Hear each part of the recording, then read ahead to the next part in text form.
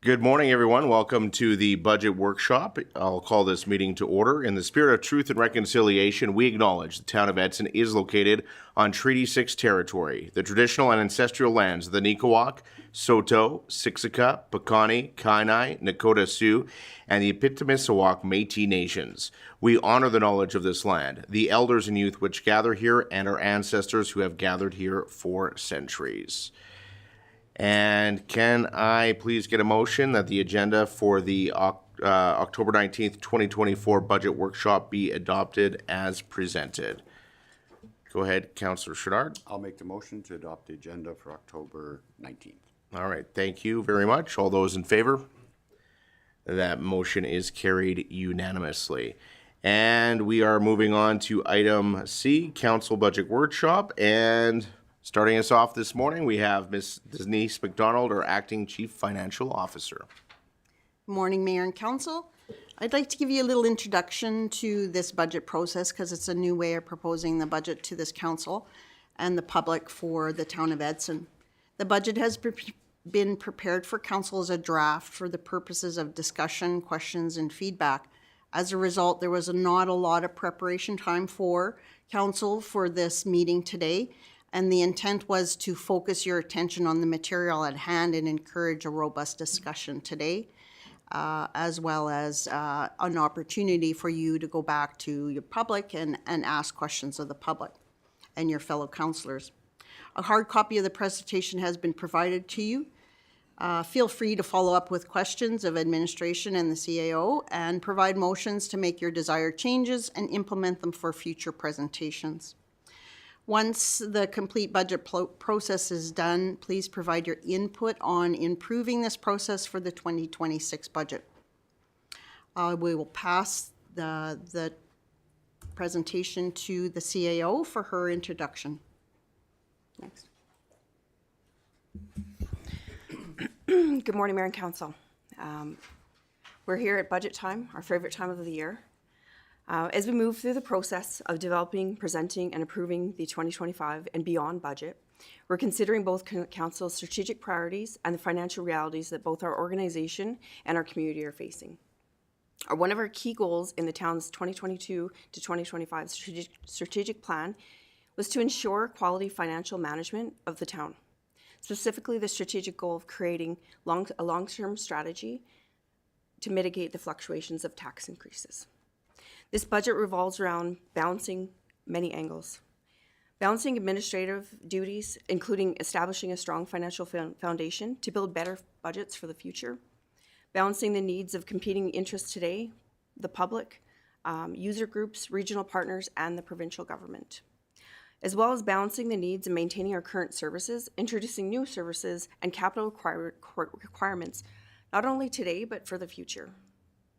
This lends the discussion about intergenerational equity, and how to balance the costs over time. With that, I want to thank the GMs, managers, their teams, and for all the work that went into this budget for this year. I also need to recognize the immense amount of work that Denise, Tyler, and their team completed to date. Hours well beyond the typical workday were put in to get us where we are today. I will now hand the presentation back to the finance team. Next slide. The draft budget is being presented in consideration of the municipality service levels, infrastructure deficit, along with the evaluation of our residents' needs and economic situation. It is being presented as information and for discussion purposes. We look forward to sharing the details and seeking council's valuable input and approval as we continue to work towards a thriving and sustainable future for our municipality. The 2025 draft budget presentation is divided into 7 sections. The first section speaks to the budget process itself. The second section is the public engagement. And then we look at a municipal overview, a big picture of the municipality, and then we will present the executive summary of what this budget includes, and we will then go into a financial summary of operating and capital and into the details a little for the departments, looking at each department's operating and capital budgets, and concluding with a budget impact and summary. Next slide shows the budget process. So for 2025 the budget process for 2024 as well as 25 has been prepared in a very tight timeline.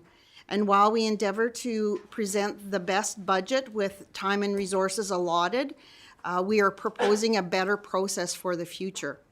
So for 2025, we started the budget engagement August 25th to September 19th. And it included 2 public events, the Leisure Center and the Art Walk. Then internal budget input was done from July to September. Managers created their department budgets and it was reviewed by the general managers. September 16th to 19th, the senior leadership team dedicated time to review and revise those budgets. And here we are today, October 19th, we are looking at the draft budget. Subsequent to that, we will have a special meeting of council where we will present the budget again in a summary format, not necessarily this detailed, on November 13th. And then we will have a follow-up meeting if necessary, November 16th. With that, I'd like to take your attention to the next process, the 26 process. Next page indicates our proposed process for 26 that would make it better for the municipality. Public engagement would start in June before school is out, and it would continue through the summer. I would suggest 3 events being public events of council's choice. We can choose those today, or we can decide at a later date where we engage with the public and get their needs for the community for the 26 budget process. Departments would complete their budgets for the general manager review from June to mid-August. So we're backing things up a little bit so that we're not so tight. Keeping in mind that in 2026 is also an election year. Sorry, I had my years mixed up for a second there. 25 is an election year. Yes, but this is for the 26 budget, right? In 25. We'll be doing this work in 25 for the 26 budget, yes.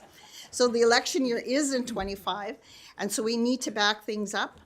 And so the departments will present their budgets directly to the senior leadership team, and so this will be impactful for our managers to be able to present their budgets to the senior leaders.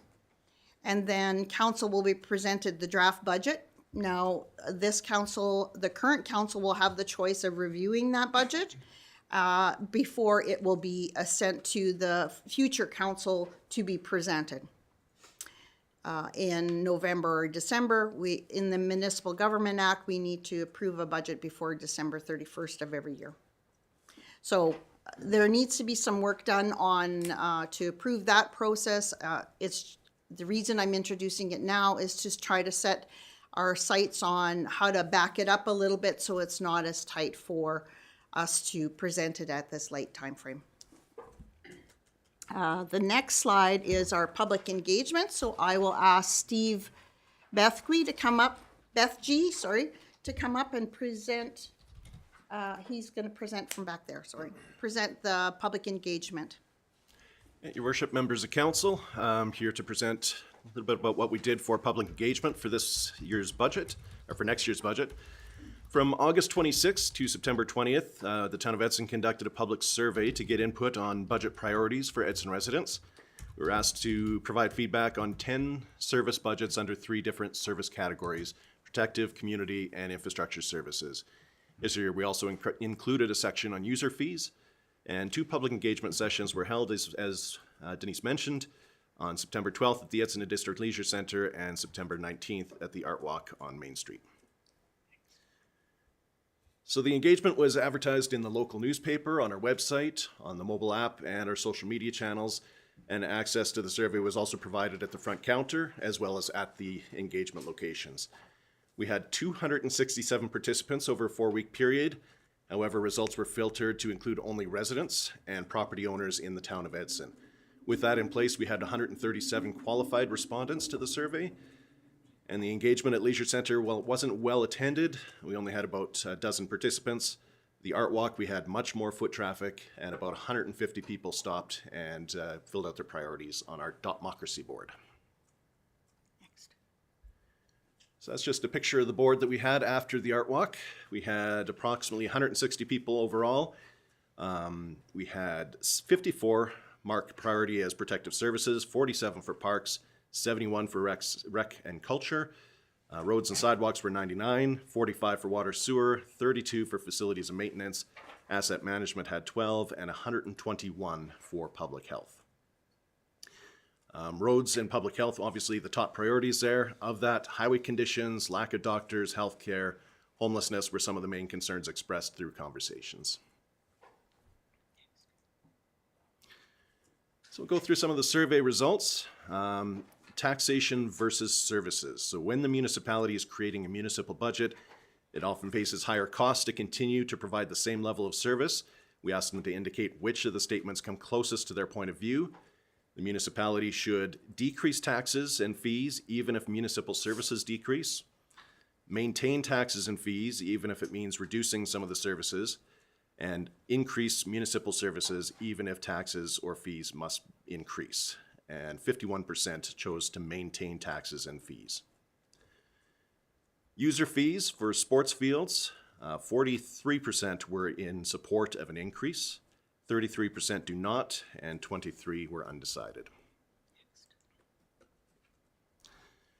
For arena rentals, it was much of the same. About 51% supported an increase, and for pool rentals and use, it was 49% supported an increase. Into the service levels for protective services, which features fire, RCMP, and community enforcement. A majority across all three categories were in favor of keeping the service levels the same. Some of the comments we had for fire were to have Edson and County fire departments work closer together, to get a ladder truck, more bylaw officers, less management, loose animals, cat concerns, and different hours for patrols. RCMP comments included homeless issues not being dealt with, RCMP too expensive or not effective, and some concerns about theft. So into community services, which features FCSS, parks, community development, and leisure center. Again, a majority across all three categories were in favor of keeping service levels the same. For FCSS, some of the comments were great programming, love the events, family and community services are needed in town, the drug and crime is at an all-time high, lack of drop-in or free activities throughout the week. For parks, they wanted more flowers and attention to Highway 16, a great job dealing with parks. Parks budget seems excessive, concerns with Vision Park, and cemetery maintenance concerns.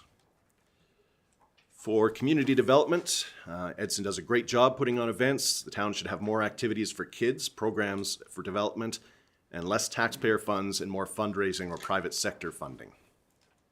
For the leisure center, it was to get the new facility built. We heard that numerous times. Would like to hear more about the events, can't get into swimming lessons, concerns with the dressing rooms and the ice conditions at the arena, and some maintenance concerns as well. So for infrastructure services, this was broken up into roads, sidewalks, snow removal, waste collection, landfill. Roads was the only category out of all of them to have a majority request a higher level of service. Some of the comments about roads, snow removal was mixed. Some felt it was great, others felt it was lacking. Roads are in rough shape, potholes, gravel roads in town. Highway condition complaints were high. More street sweeping was requested as well. For waste collection, they'd like a blue bin recycling pickup. We heard that a few times. Organics was down, they'd like it to go down to monthly in winter. Weekly waste collection. And landfill, prices too high. Open Sundays would be great and should be in-town locations for fire smart materials. So who filled our survey out? A majority were in the 35 to 44 age range. Length of residency, over 71% were here 10 years or more. And 89.05% were property owners, while the others were renters in Edson. And the other category there, they were in the first two, but they just selected the wrong category. And here we just have some general feedback. They'd like to see quality and value for the high taxes we already pay, keep taxes reasonable, but the town faces inflation like we all do, so they expect a small increase to keep the services. Must show something for the increase. Taxes are out of control for what we have in Edson. Make the new recreation center happen. Unfortunately, Canadians suffering under extreme taxation. Residents and small businesses cannot afford tax increases. Some felt the town has been doing a great job with what we have to work with. Get rid of middle management, too many. I think I'd like a really good internal review to try to identify administrative and other efficiencies. Business taxes need to be lowered, and we should not be paying any more. Roads are shocking, potholes ridiculous. So that's just a general overview of what we've heard, and I believe you've all been provided with the full document, which has all the information.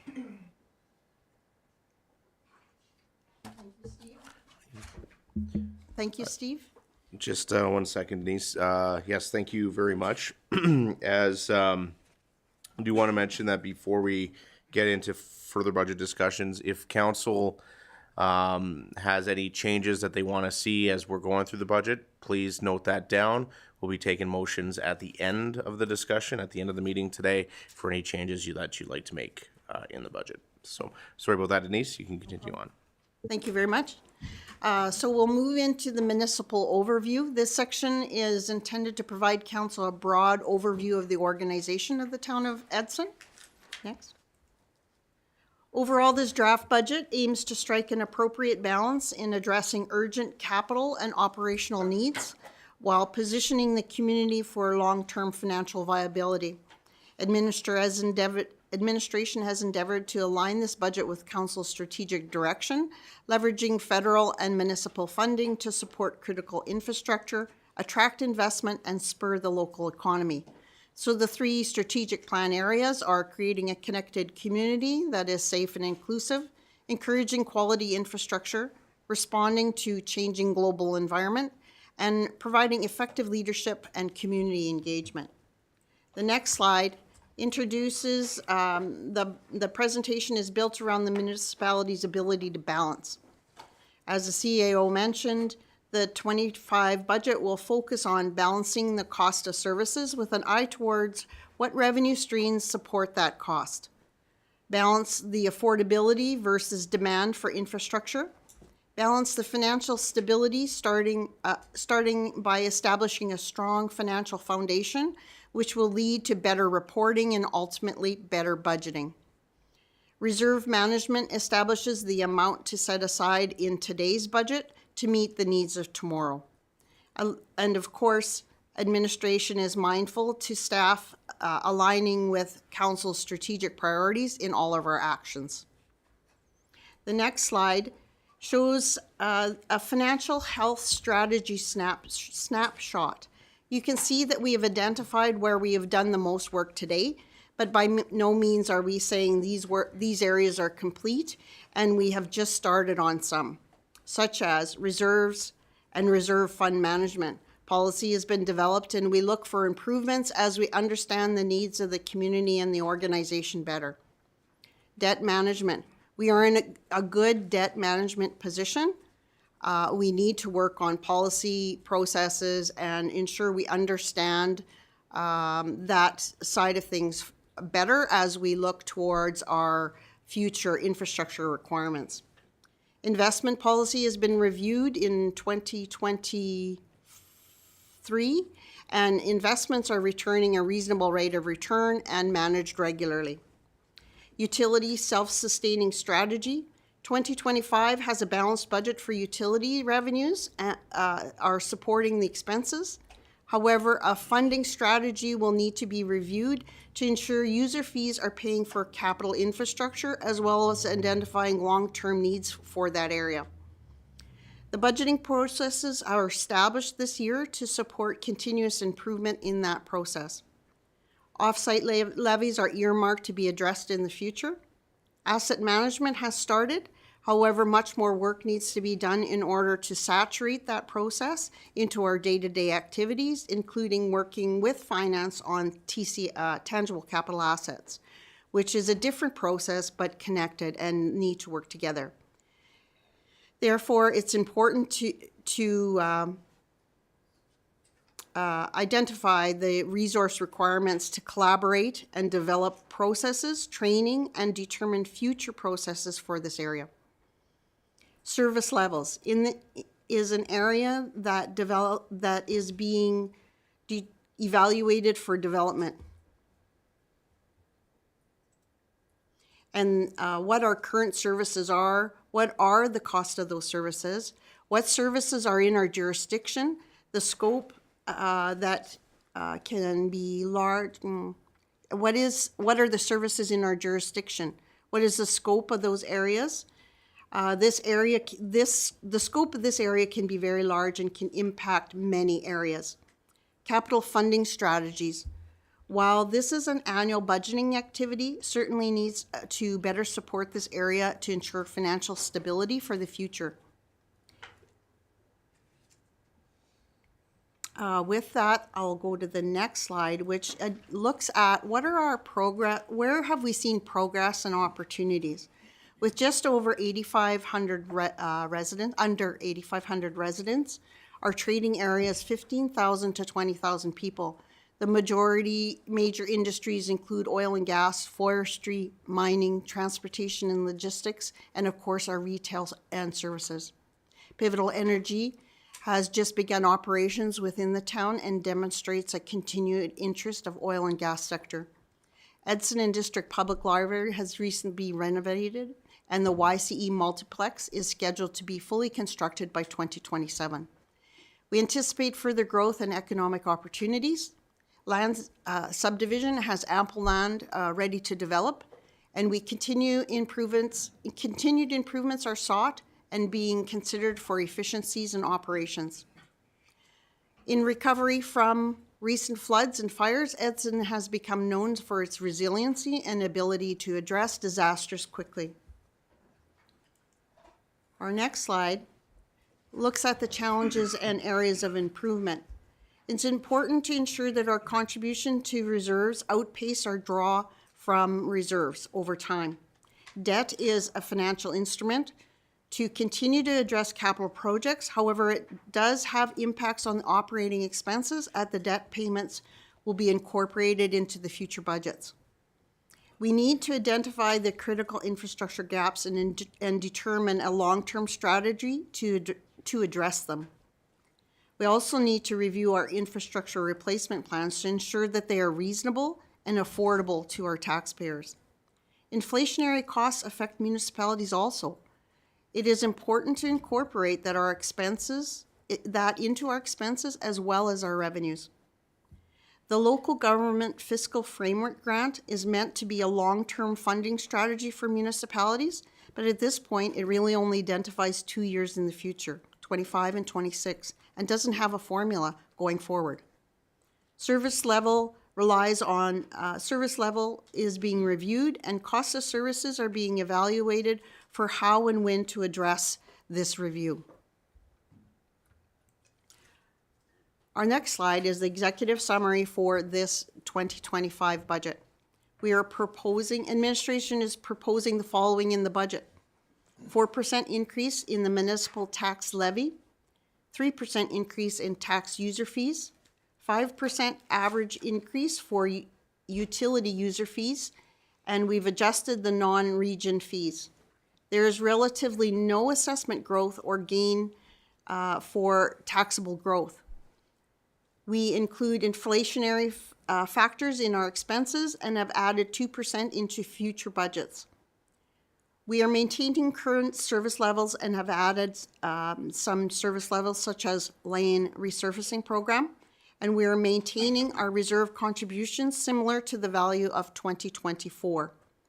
The budget draws $1.2 million from reserves to support a reasonable tax rate, and there is $2.6 million increase between operational costs of 24 and 25. $41.6 million in capital projects include 2 projects carried forward from 2024. Amortization is not funded and is excluded as it's time to make it the budget more clear to council to review. With that, we'll go into our debt management, and I'll pass the mic to Tyler.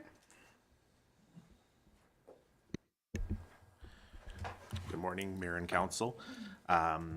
So as Denise had alluded to earlier, as part of our budget for this year, we have to consider debt for some of our projects. So we just wanted to introduce the existing debt for the town of Edson. Currently, we have $9.2 million of outstanding debt. These amounts are borrowed in periods between 2005 and 2016, with the most recent being the wastewater treatment plant. Total borrowings were originally $16.2 million, so we've paid out $7 million in debt. The 13th Ave, Imperial Oil, Motco Road projects, those are scheduled to be fully repaid over 25 and 26. Those loans will be repaid, and 63rd Street will be in 2028. So as we move forward through the budget, we do have debt that's falling off the table. And you'll see later on in the presentation, we'll be presenting the introduction of new debt for potentially some of our new capital projects. So we just wanted to kind of give you an overview of where the debt sits today and how it is projected to look moving forward.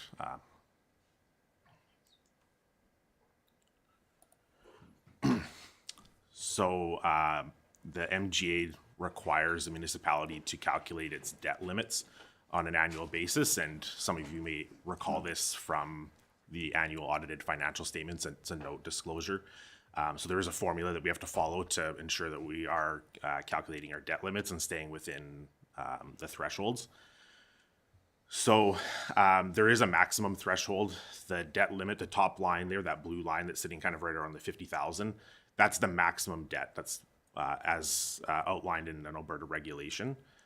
However, the financial stability of a town would probably consider a 75% threshold as a better benchmark for financial stability moving forward. So I want to draw your attention to the existing debt. So the existing debt that we have today, it's being paid off over time. So we're falling well below that threshold. We're only using, as of today, we're only using about 19% of our total debt limit. And that's with respect to the 75% limit. So we're well below that threshold as of today. And as you can see, and you'll see later on in the presentation today as we introduce some topics, this debt limit is going to, the gap between the debt that we have on the books and the debt limit will shrink, but you can see that we're in a healthy position to take on new debt, as we'll still fall well below that defined threshold as set out by the province. Is there any questions on that debt? Just a clarification on the printed copies, we updated this graph. Just a clarification that on the printed copies that you have, we've updated this graph as we found a formula error. This is more accurate information, and we felt it was important to change it in order to provide you with the accurate information for decision making. We can go to the next slide, and it identifies our reserve balances. Over time, you can see that we've done a good job of contributing to reserves over the time frame. This includes 19, 20, 21, 22, 23, and then of course in 24 we did change the reserve policy to adjust it slightly. 2026 includes 21.8 million in capital projects from reserves, and 27 includes 17.4 million in capital projects from reserves. So that's why you're seeing that drop. And 2028 includes $14.7 million in capital projects from reserves. We've utilized in our projections here 3 million to 4 million from grants and other local government agencies to reduce what we're drawing down from future reserves. However, it's evident that the capital work will need to slow, or new revenue will need to be introduced to support the capital projects for the future. The graph illustrates that our contribution to reserves is being outpaced by our utilization of these reserves.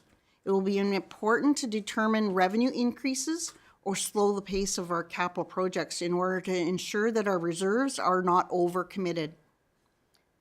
Currently, we have 2.5% in the budget to contribute to operating reserves, and we have 6% to capital. Moving on to the next section is our financial summary. And then though it's still part of the municipal overview, we will look at our financial overview of our municipality. So the next slide, I recognize that it's fairly busy, but I think it is best practice to propose a budget that reflects municipal costs and establish a tax levy for municipal purposes. Education taxes and requisitions should not be included at this time. However, our financial system will need to be improved to better reflect this. For now, we've included the requisitions in our revenues and equal expenses in our for requisitions in our expenses, so that they net to zero. However, this will overstate our revenues and will overstate our expenses, with the net being zero effect. We will look at improving that for 2025 for future budgets. What these graphs include is a 23 actual from our audited financial statements, and then budgets for 24, 25, 26, 27, and 28. The graph demonstrates that our revenues are fairly horizontal, even though we've added 2% for inflationary factors. Since the 24 budget was passed, had passed an interim budget initially and a final budget in April, the process for 25 commenced late in the year. The result is that there is a focus on completing the 2025 year. However, subsequent years need improvement and time to adjust to accurately reflect our revenue requirements and our expenses for the future. Therefore, an improved budget process will ensure we can better forecast our revenue and expenses to present to council for decision-making purposes. From the bottom up, the green area is tax revenues plus requisitions. The blue is our user fees and sales of goods. It results in a 3% increase from 2003 to 2028. It includes utility sales, approximately 5 million, lagoon disposal fees, land sales, leisure center administration fees, bulk water, and major components in that area. The yellow line is other revenue sources. It increases 8% over the time frame. The increase over time is 8%. In 2025, it includes court fees, leisure center rentals, medical center and doctor house rent, business license and development permits, interest on investment and on the bank account, franchise fees, penalties on taxes and utilities. The dark green line is our revenue sharing. It is 11% increase over this time frame from 23 to 28. The dark blue is our conditional grants. In 2023 actuals, this included the disaster recovery grant, which provided funds in 2023 in advance, and we will follow that up in 2024. However, it wasn't budgeted for in 2024. So that little dip that's you see in there should, when we get the actuals, it should level it out a little bit. And the top line is our transfer from reserves. You can see that it's declining over time. However, as indicated, as we improve those future budgets, it will likely support a reasonable tax rate. So you can see that it's probably going to level out in the future. We can anticipate that. Our next slide is our major expenses. Note, we've refreshed this slide to improve the presentation of the graph. It also demonstrates some of the problems we have in our financial system. In the differences between the graph and the subsequent data tables that you will see, the numbers are slightly different as the data that you'll see later reflects how we report that data in our audited financial statements. So this is from our financial system, And there's a slight difference between converting it from our system to how we report it publicly. And 2025, we have to focus on remapping our financial system so it's better reported for our quarterly statements, for reporting to council for budget, and reporting our audited financial statements. You should see a similar consistency in every report.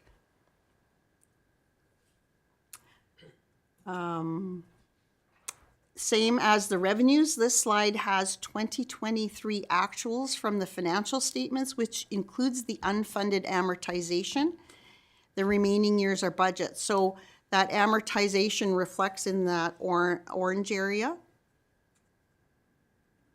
because it's unfunded and it overstates that orange area in 2023. So from the bottom up, the green area reflects our salary, wages, benefits. And while this area can make up to 40 to 50% in total costs for other municipalities, Edson, it's 36%. We're in a good state for that. It also includes benefits which fluctuate more than inflationary factors. And it includes the union agreement settled as well as inflationary factors into the future.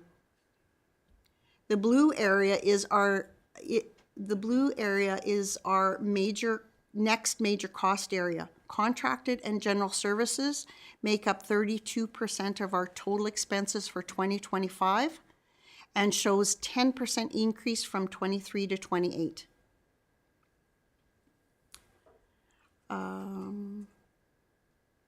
Other contracted services include consulting, staff development, and as well as travel and expenses, postage, telephone, advertising, memberships, staff development, assessment fees, audit fees, legal services, computer programs, facility rent, repairs and maintenance, rent equipment, and insurance. So you can see why that area becomes robust. It will also, when you see the data, it will also include the RCMP contract.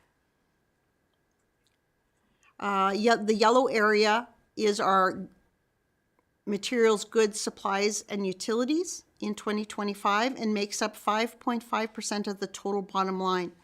It is increasing 27% from 23 to 28. It includes electricity, gas, parts and supplies, gas and diesel, and other items including office supplies, union clothing, and small tools. The green line is our transfer payments. Education and other requisitions are included in there, as well as other grants. And that other grants, a large portion of it being culture and public transportation. The dark blue line is our financial services charges, and it is increasing as the debt payments have been included for the YCE multiplex for future years over the 23 to 28 budget. This increases 24% and will be affected by debentures paid off and new debentures added, new debt added. At this point, the only new debt added into operational expenses has been a forecast for the 9 million on the YCE multiplex. Lease payments should be under contracted services but are included in this area. Debenture interest for 2025 would be $298K, just to give you some data, and debenture principal is $778,000. Other items include office equipment lease, active net, and bank charges. The other transaction category includes our transfers to reserves, internal department labor, internal department equipment rent. Charges are offset by revenues. They don't actually increase or decrease the town's cash.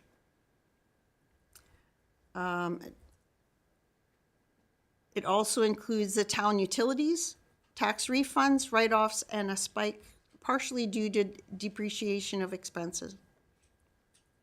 Which is a non-cash item. So the next slide gets into the actual data. So you'll see a difference between the numbers in the previous presentation to these ones. These ones have been sorted into the way we will present our audited financial statements to be more clear to the public. And we will work towards ensuring that it's accurate going forward. consistent going forward.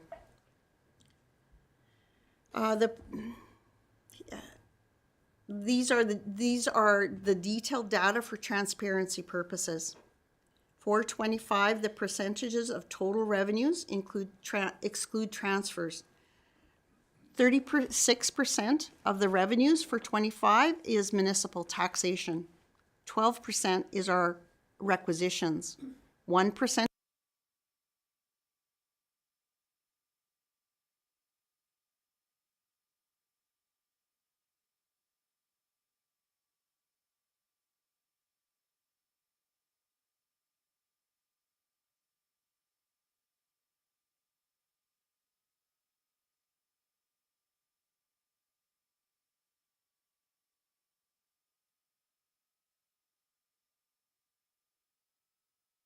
So I think before we bring this back to council in the future, we'll add a graph that splits those percentages out so that you can see that a little more clearly.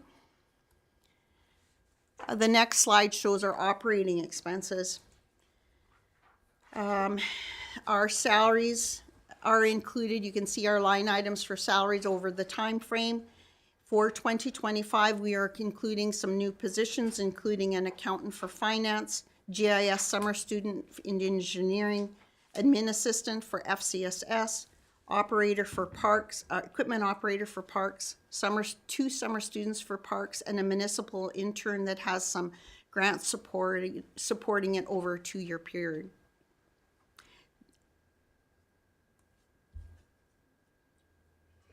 Though this is a different presentation than the previous graph pictures, it's still a good illustration of our trends. 36% of our salary and wages are small and gradual increases. It includes benefits that can fluctuate more than inflation, and it includes 104 employees, 39 salaried, 65 union employees for 24. It also includes benefits that fluctuate, and it includes union agreements that are settled on, as well as inflationary factors. So as you can see, it's a little bit repetitive from the picture graph, but this is the data. 32% is contracted services total expenditures for 2025, and a 10% increase over the spread.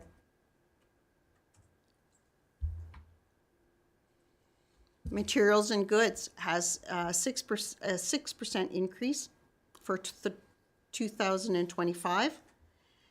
And it has 27% increase over the spread. That materials, goods and services, it has been split out from utilities. So utilities is our contract price for the consumption side due to us participating in the Alberta Municipalities AMA partnership. 3% transfer to other local boards and government. Includes 724,000, largest being culture for 408, and 141 for public transportation. When we look at our requisitions there, that includes education as well as Evergreen. Evergreen has an operational component as well as a capital component. 1% interest on long-term debt is identified separately here, showing how it is decreasing, noting the YCE debt is only entered on the principal line for now. 2% principal debt payment is separated here, showing it's increasing in 2027 and decreasing in 2028 due to a number of debts being paid off. At this point, the only new debt added into operational expense has been the forecast for the YCE multiplex. Internal transfers include reserves as well as interdepartmental labor. You can see that on the bottom, our transfers to reserves and the internal transfers. That internal transfers, we know needs some work. It has been consistently the same number for a number of years, and the way we're illustrating it on for financial purposes and budget, it can be more accurately done so that the expenses show properly in the proper departments. And so where this has an impact is where we break it down into taxation, utilities, and land, into the 3 pillars, to ensure that our costs of services are accurately reflected. Right now, we have a revenue for internal transfers equal to the expense for internal transfers, and that gets excluded for financial purposes on our audited financial statements. So we have to approve that process in 2025. Just hang on 1 second, Ms. McDonald. You want to queue up your mic, please? Go ahead, Councillor Pisichny. I'm not sure what an accretion expense is. First of all, I'll take responsibility that I should have budgeted for it in the future, and I've missed that. However, it's related to the landfill, and I'll ask Tyler to elaborate on it a little more. So thank you for the question. So through the mayor to Councillor Pisichny. So you might have seen this in the past as a landfill reclamation expense. So there was a new standard that came out in 2023, which just changed this. They called it, it used to be called landfill reclamation, and now it's asset retirement obligation.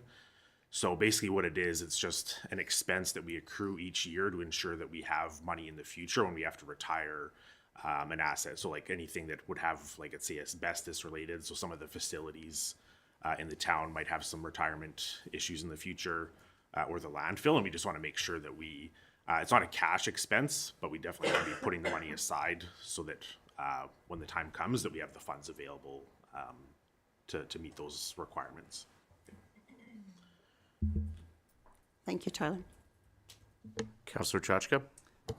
Thanks. Through the mayor to administration. So just for clarity, is this accretion, this asset retirement obligation, is that only on the landfill, or does that include the other buildings with the asbestos? I know that's come up recently.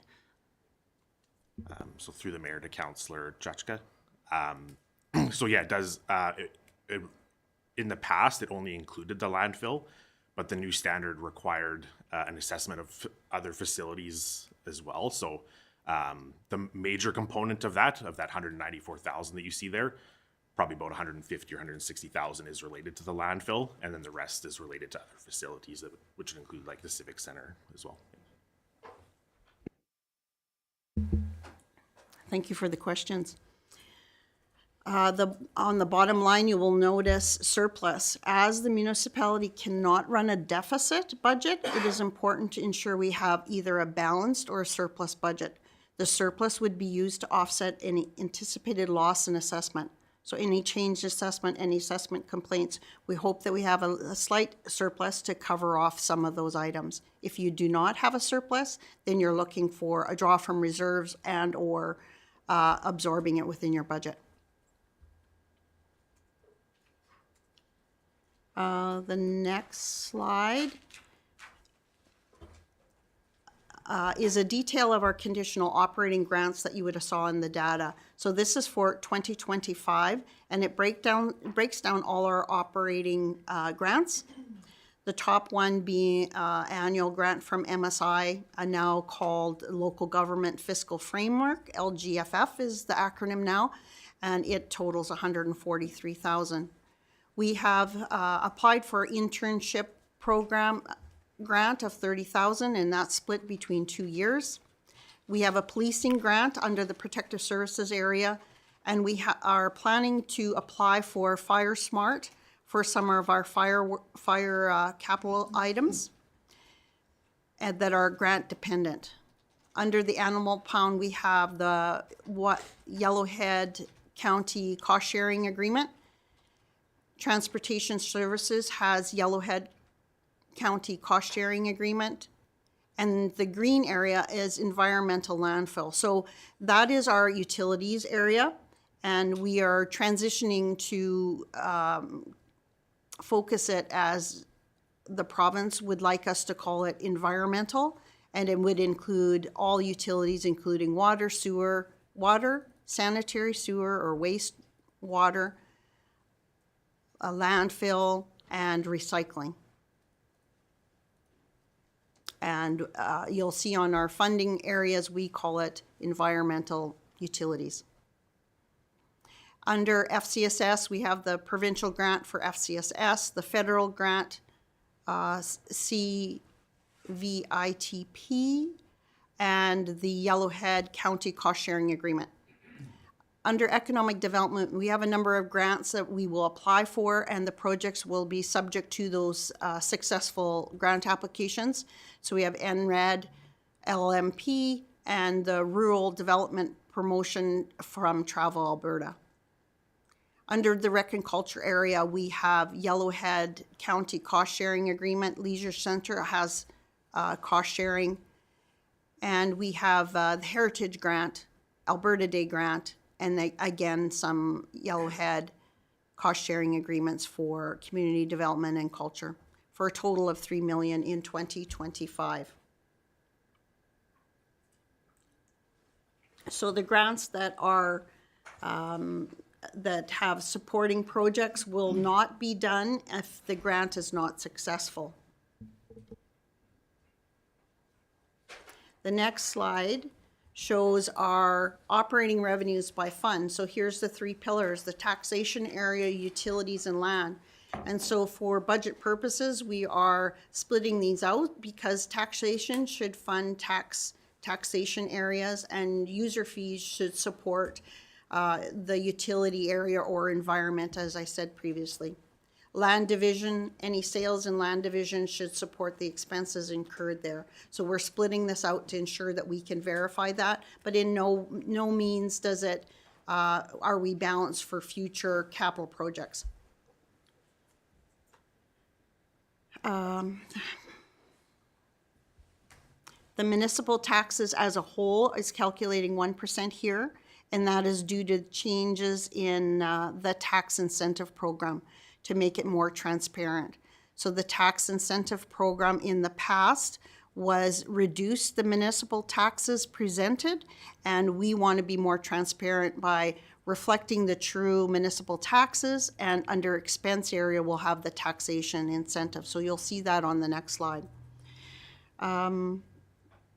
User fees are outlined here by fund nicely, and even though we have increased fees slightly, you can see that when you look at the overall user fees, it doesn't really have a great impact between the years. Grants are increasing, but the work is grant dependent, so if unsuccessful, those expenses will result in a variance.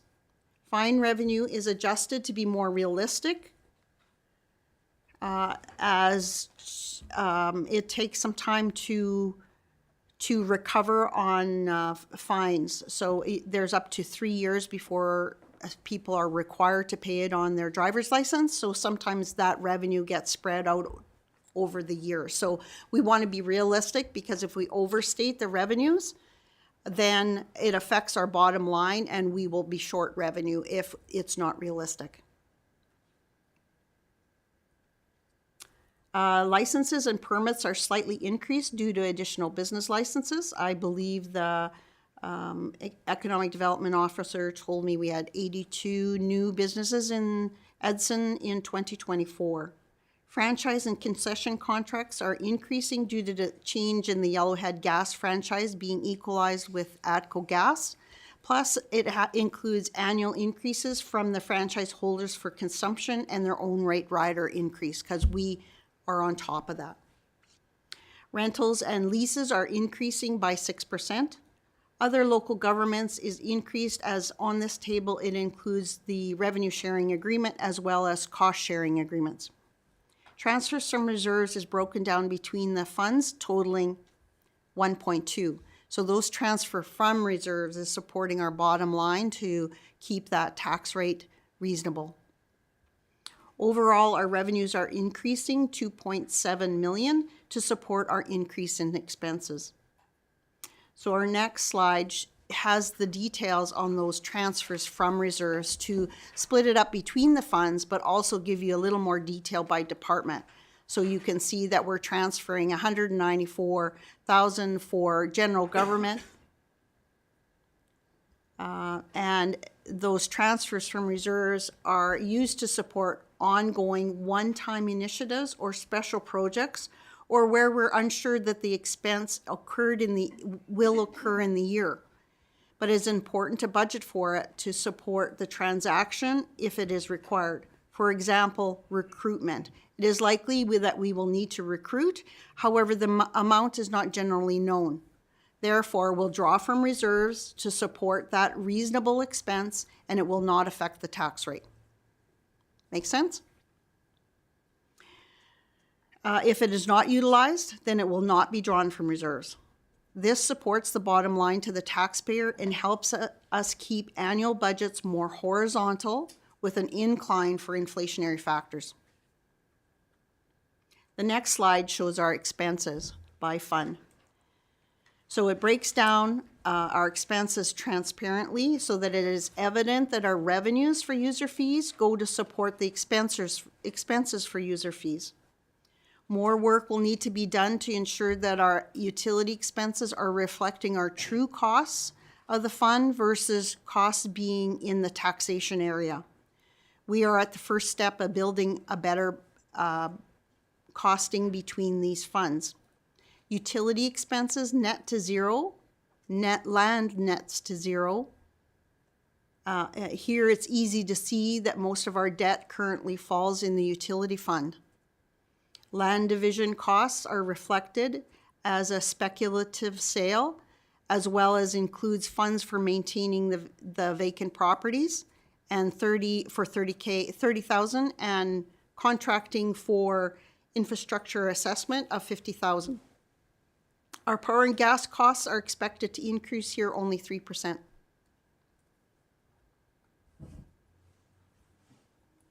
The next slide shows our transfers to reserve. This is based on our new reserve policy.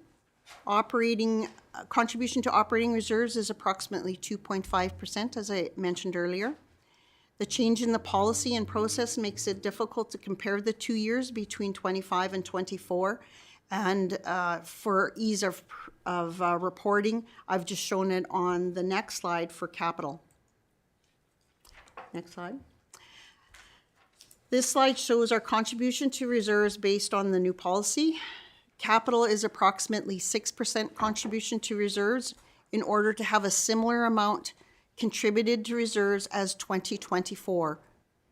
However, if you recall the reserves graph earlier, where our draw on reserves are at risk of depleting our reserves more quickly than we are contributing. This may be an area that needs to increase in the future. The internal rents were adjusted to support contribution to fleet reserve for the replacement of 2 vehicles. However, in 2025, the internal charges will need to be evaluated for a better process to support our fleet replacement plan and have the costs allocated to the departments that utilize the fleet vehicle and equipment. The next slide shows our capital plan for 2025. Administration has proposed in the 2025 budget as well as the funding sources required to support those projects. $9 million has been provided to council for consideration, where one project does have some revenue to support that project from external sources. Should council choose to move one of the projects from below the line into the approved list, it means that one of the above in the list would be required to move down below the list, or funding sources would have to be considered for that project, such as debt, as we've allocated all our major grant sources. The next slide, I'm going the wrong way, shows our major capital grants. This table on our major capital grants illustrates the grants the municipality has available on an annual basis. It shows transparently how the municipality has dedicated the Municipal Sustainability Initiative Grant, which is now called the Local Government Fiscal Framework Grant, towards the YCE multiplex, that by 2025 budget, there is $10.6 million set aside to support that project. The Canada Community Building Fund used to be called the federal gas tax, has a history illustrated here. It also indicates that 2025 administration has allocated the funds to a project on the capital list.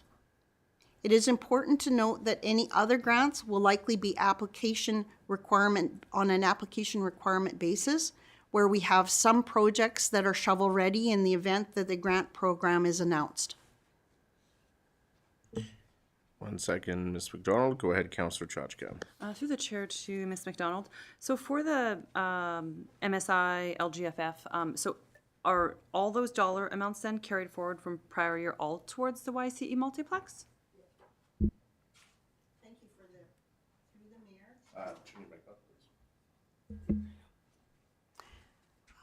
Through the mayor to Councillor Kachka.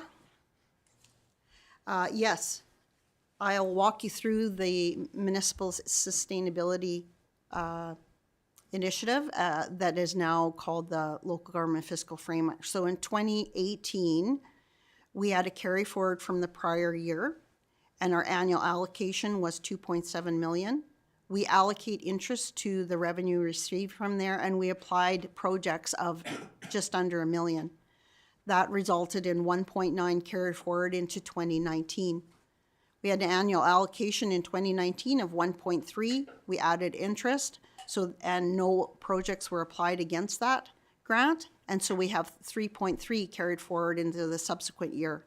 We have an annual allocation for 2020 of 1.8, added interest, so we have 5.2 carried forward into 21, and so forth until we get into 2025 budget, where we have 9.3 carry forward, and we anticipate 1.3 coming from the province, some interest applied to that, so that we have 10.6 available to the project.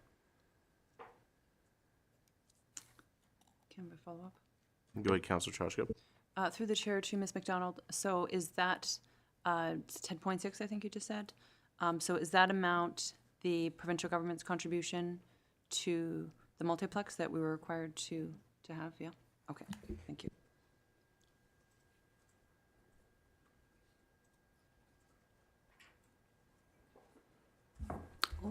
Maybe we need to go back to slide 39 first, before we go to the debt. So these are the 2025 capital plan projects and their revenue sources. So you can see that we're applying 7 million from our reserves to support those projects. We have other funds for 375 for an external body for the construction of TWP Road 532, and we have the YCE multiplex. So the YCE multiplex, we have in prior years, it was a lump sum on the capital list for 80 million. It might be a little more than 80 million. And we've broken that out into cash flow. So we anticipate working on 27 million for 2025, and it's broken down by the revenue sources listed there. 8.1 from other sources and 18.9 from grants. Plus, the last column is our debentures. So in order to do these projects, we had to review our reserves available and review our grants available to fund these capital projects. So we are anticipating for the aerial truck to debenture that, because there isn't reserves available to do that project, and unless council allocates it from a different reserve. And the other project on there is debenturing that road. In that case, there are other properties that are affected by that, and so we will be fronting that work in order to construct the road and recover some of those costs in the future on the properties. So you'll see here that we have debentures of 3.8, and if we were to do the one below the line and do that one by debenture, it's 7.2. So that will lead you into existing and new debt projections that I will pass the mic to Tyler to discuss.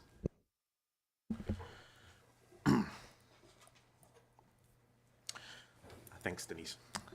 So as you can see on this graph here, the blue column mimics the graphs that you've seen before. So this is just the existing debt, and we can see how it's being paid off and being reduced over time as we make principal and interest payments on that. The total new debt, so in 2025 and 2026, you would see we've forecasted the acquisition of $2.75 million for the fire truck, about $1.25 million for Township Road 532, and $7.2 million for the First Ave project. So you can see a huge spike in our total debt starting in 2025. This is just a forecast. The timing of these might change over time. They might be closer to 2026, but it's just to give you an illustration of where our current debt is, and if we take on these new capital projects, where it'll put our total debt into the future. 2026, there's no projected new debt. And then in 2027, we can see another new spike. That's for the YC multiplex, as we're anticipated to borrow $9 million to fund that project. Just to kind of give you an idea of the cost of this debt. So even though that we're borrowing $2.75 million for the fire truck, at current interest rates, the total payments for this loan would be $3.4 million. So you pay about $660 or $660,000 in interest over the life. The $1.1 million for the Township Road project would have a total cost of $1.6 million over the life, so $637,000. Sorry, actually going back to the fire truck, I just wanted to clarify that's a 10-year loan. The Township Road 532 would be a 20-year loan, and the First Ave loan for $7.2 million would be a 20-year loan, and that $7.2 million loan would actually cost $11.2 million, with about $4 million being paid in interest over the life of that loan. And then lastly, the YC multiplex, that's a 30-year loan.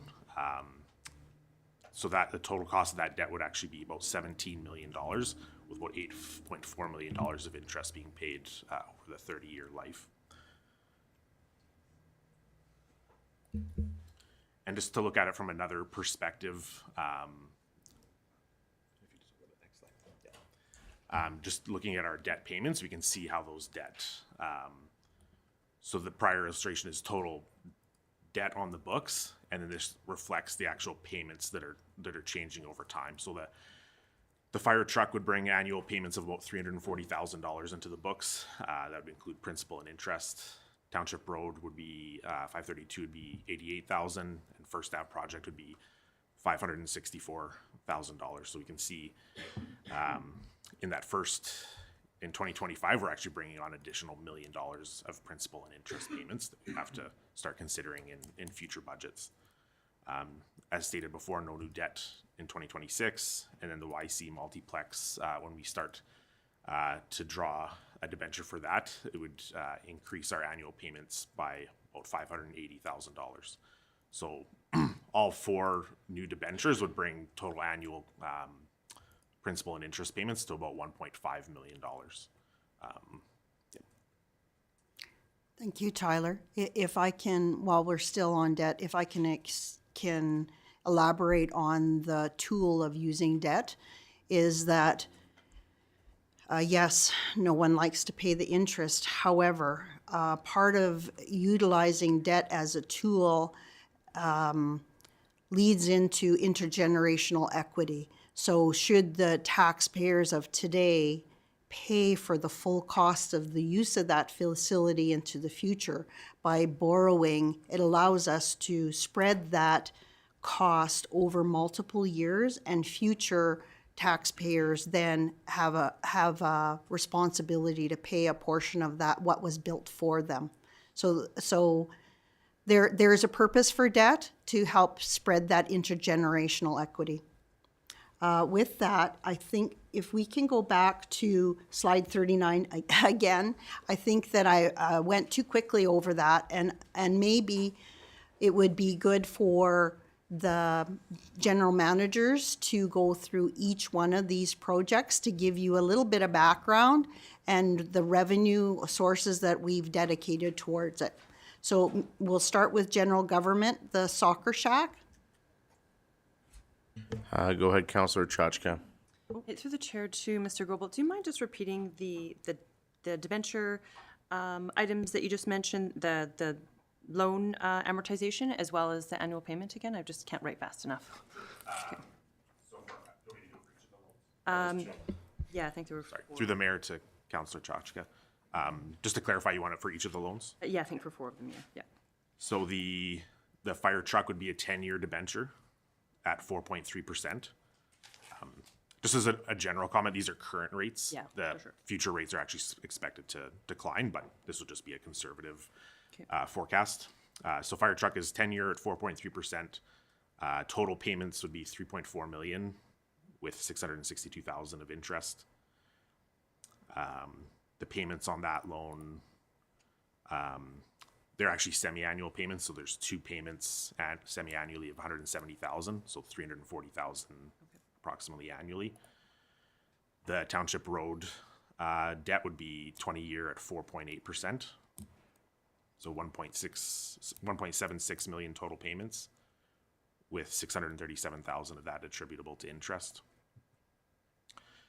And that's two semi-annual payments of 44,000. So total 88,000 annually.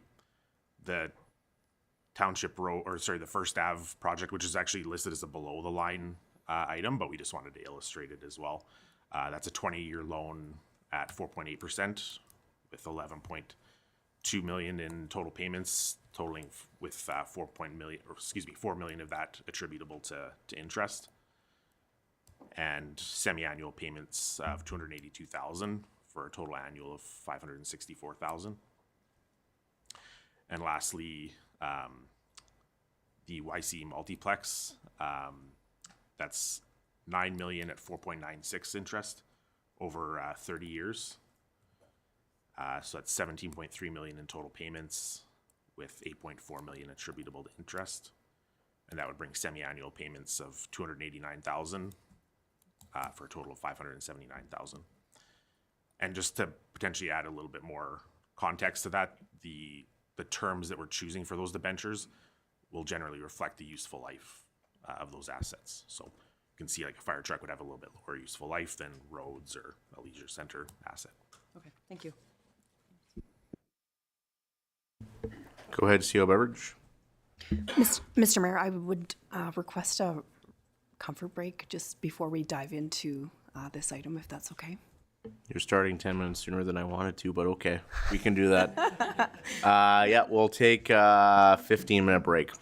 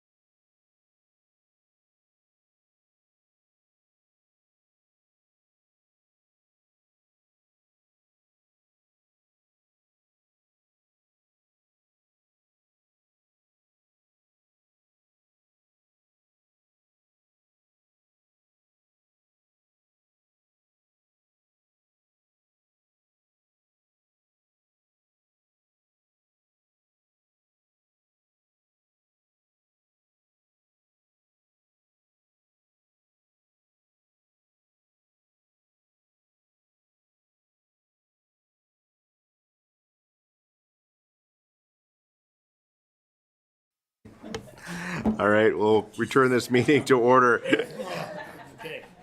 For those that are watching online, I kind of hit the gavel a little hard. Everybody jumped in the room. We will hand things back over to Miss McDonald, who I think is going to run through our capital plan with our general managers. Thank you, Mayor and Council. We'll look at each individual project and their funding source, starting with general government. Thank you, Denise. So the first project on there is the soccer shack, that little overhang area. I think it's a concession, but I think there's some frost heave, which has caused that roof to be unsafe. So Jerry, our building maintenance manager, has been doing some work on that. So we've tried to go through insurance, and it's still undetermined on whether or not if that's going to be successful. If it is, our cost to fix that would be about $2,500. But if it's not, we're going to do a draw from reserves. Is that RSA? Revenue sharing agreement, sorry. And it's going to cost around $40,000. We've already had McElhaney over there to take a look at it from an engineering perspective, and we're expecting a report from them. We were supposed to get it yesterday, but we never got it, so that's coming. The next project is to upgrade some lighting at the museum to LED. And that's gonna come from the Culture Reserve. And we're gonna try for a grant for that for $24,000. And then the last project under me was backflow prevention. So we did a facilities assessment earlier this year, and it was identified that 9 of our town buildings don't have backflow preventers on their sewer lines. So we're gonna take a draw from the storm reserve and address that situation. It's gonna cost around $40,000. All right, so we'll just open the floor to council for any questions. Go ahead, Councillor Taylor. Yeah, through the mayor to Mr. Chapates. With the soccer shack, it's just the overhang, or are you also looking at the completely uneven walkway that's underneath that at the soccer shack? And if you've ever seen it, it's completely disastrous. Okay, through the mayor to Councillor Taylor. The scope of the project for right now has just been the overhang. It's certainly something that we can definitely look at addressing. Councillor Chachka. Thanks. Through the chair to Mr. Chapates. For the LED lighting at the museum, you said we're applying for a $24,000 grant. If we don't receive the grant, is that portion of the project not planning on being completed? That through the mayor to Councillor Chachka, that'll have to be something that we'll have to address if we're not successful getting a grant. All right, we can move on to protective services.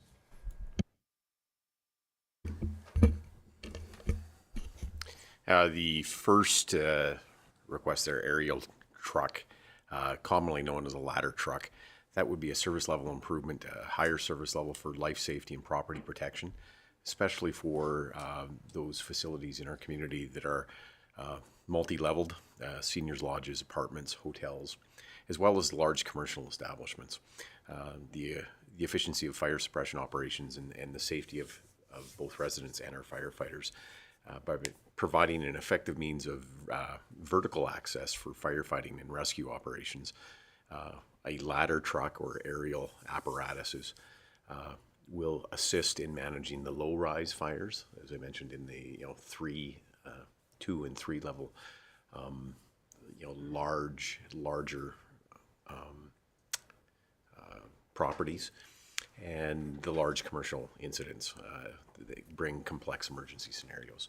It also really improves the safety of our firefighters by being able to access heights without having to unload and climb ladders, so that it will assist in that fashion. Moving on for the fire hose, I'm going to put the 3 together, the 2 together, fire hose and bunker gear. Those are improvements just annually to ensure that our equipment that are provided for the firefighters are adequate and replaced on an evergreen process. Pressure washer and floor scrubber. Currently, the pressure washer that we have is at end of life. It's a cold water one. This would replace it with a hot water, as well as the floor scrubber currently using hose and mops. This would help more efficiently do the cleanup after incident, as well as be a health and safety improvement for our firefighters, mitigating their exposure to the elements that are coming off of the trucks as they've been at or on scene fighting fires. So this limits the by having a floor scrubber and pressure washer, it helps limit their exposure to using mop and scoop. All right, thank you, Mr. Wagstaff. Council, any questions? Go ahead, Councillor Chenard. Through the mayor to Mr. Wagstad. I'm fully in favor of the fire hoses and the bunker gear. Would this be something annually? Because let's say, I'm just giving an example, we have 40 outfits out there. If we would do a percentage change every year, we put it in annually just to keep it updated instead of all at once.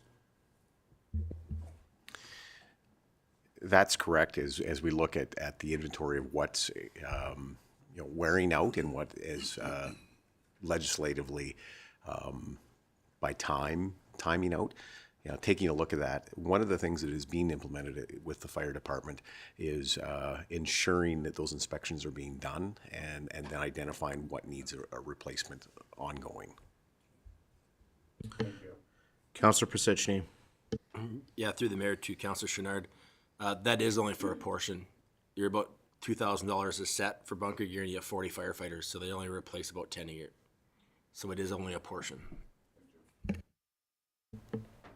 All right, Council, any other questions? Go ahead, Councillor Chachka.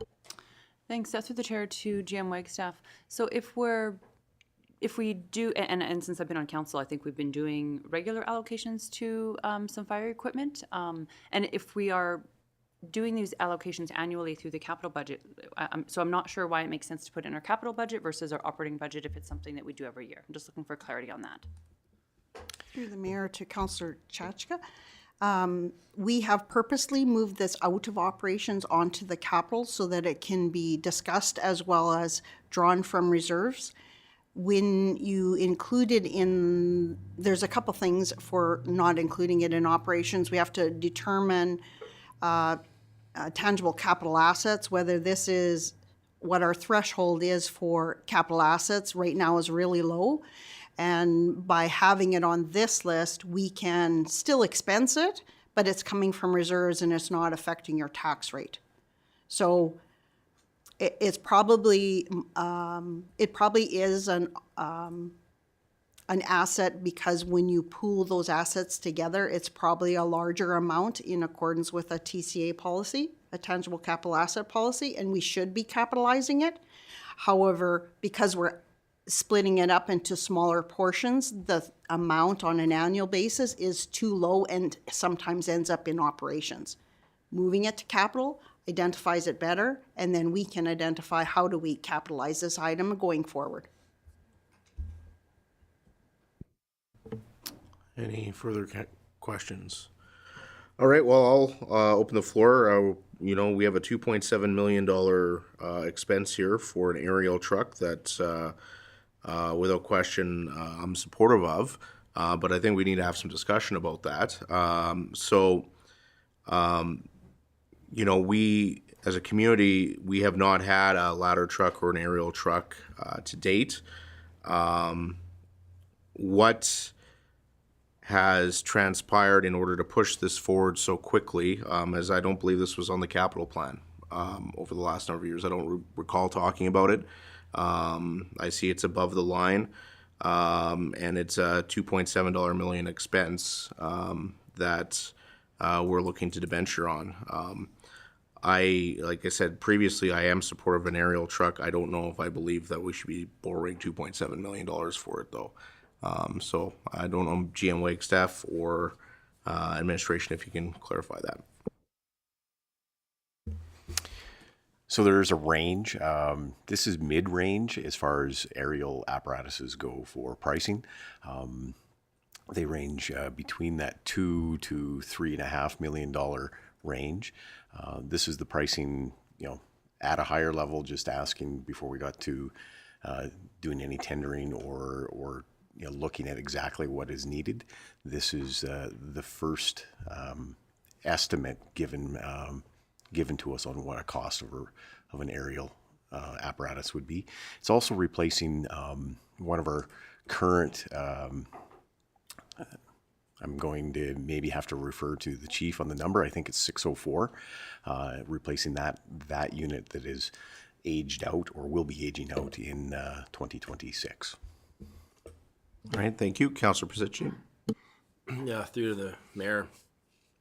Back in 2004 or 5, we had an insurance audit done on the community where they come in and rate your community for your insurances. And at that time, they identified areas that the town of Edson needed to have for apparatus and for what you needed to have for age of equipment and so forth. And at that time, it was identified that we had, I think it was 25 structures that would require an aerial. Because of the sheer expense of them, it's year after year, it gets put off. Mr. Wagstaff is correct in the fact is 604, which is a 2006 engine. They have a certain amount of lifespan before you have to replace them to meet your NFPA standards. And then in order to have, an aerial is an engine. So that would replace the engine, hit that need, and then you would have all your engines, you'd have 2 frontline engines that would be well within those standards. So I think and I'm speaking probably for the chief, and I shouldn't be doing that, but from a community side of it, you have to have 2 up-to-date engines, and I think you're just eliminating it, buying another engine, then putting off the aerial again. So that's I think it's a long time coming from the town of Edson, and I think if you look at the effectiveness of aerials, even in Jasper, what they can do to protect structures in wildfire events and so forth, I would support it, and I don't like borrowing for it, but at the end of the day, we just can't keep putting it off. And aerial used to be able to get a platform for about 1.4 million, and now you can only get a 100-foot stick for 2.75. So platforms are now $3 or $4 million, and it's unfortunate, but they're not going to get cheaper. So anyway, that's my educated enough to be dangerous comment. Go ahead, CO Beveridge. Thank you, Mr. Mayor. I wanted to touch on the fact that council has not seen this on a previous capital plan. I think council over the last few years, we've seen an evolution in our capital planning and our processes and trying to do a better job as far as recognizing what we need to plan for in the future. And this is one of those items where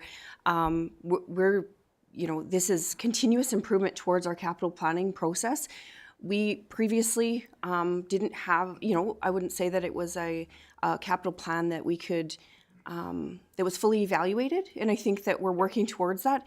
In future, I'd like to see us get to where we have a 10-year capital plan that we actually fully understand what our needs are in the future. So that's likely why we haven't seen this. And I just wanted to bring that to your attention. Thank you. Councillor Chenard.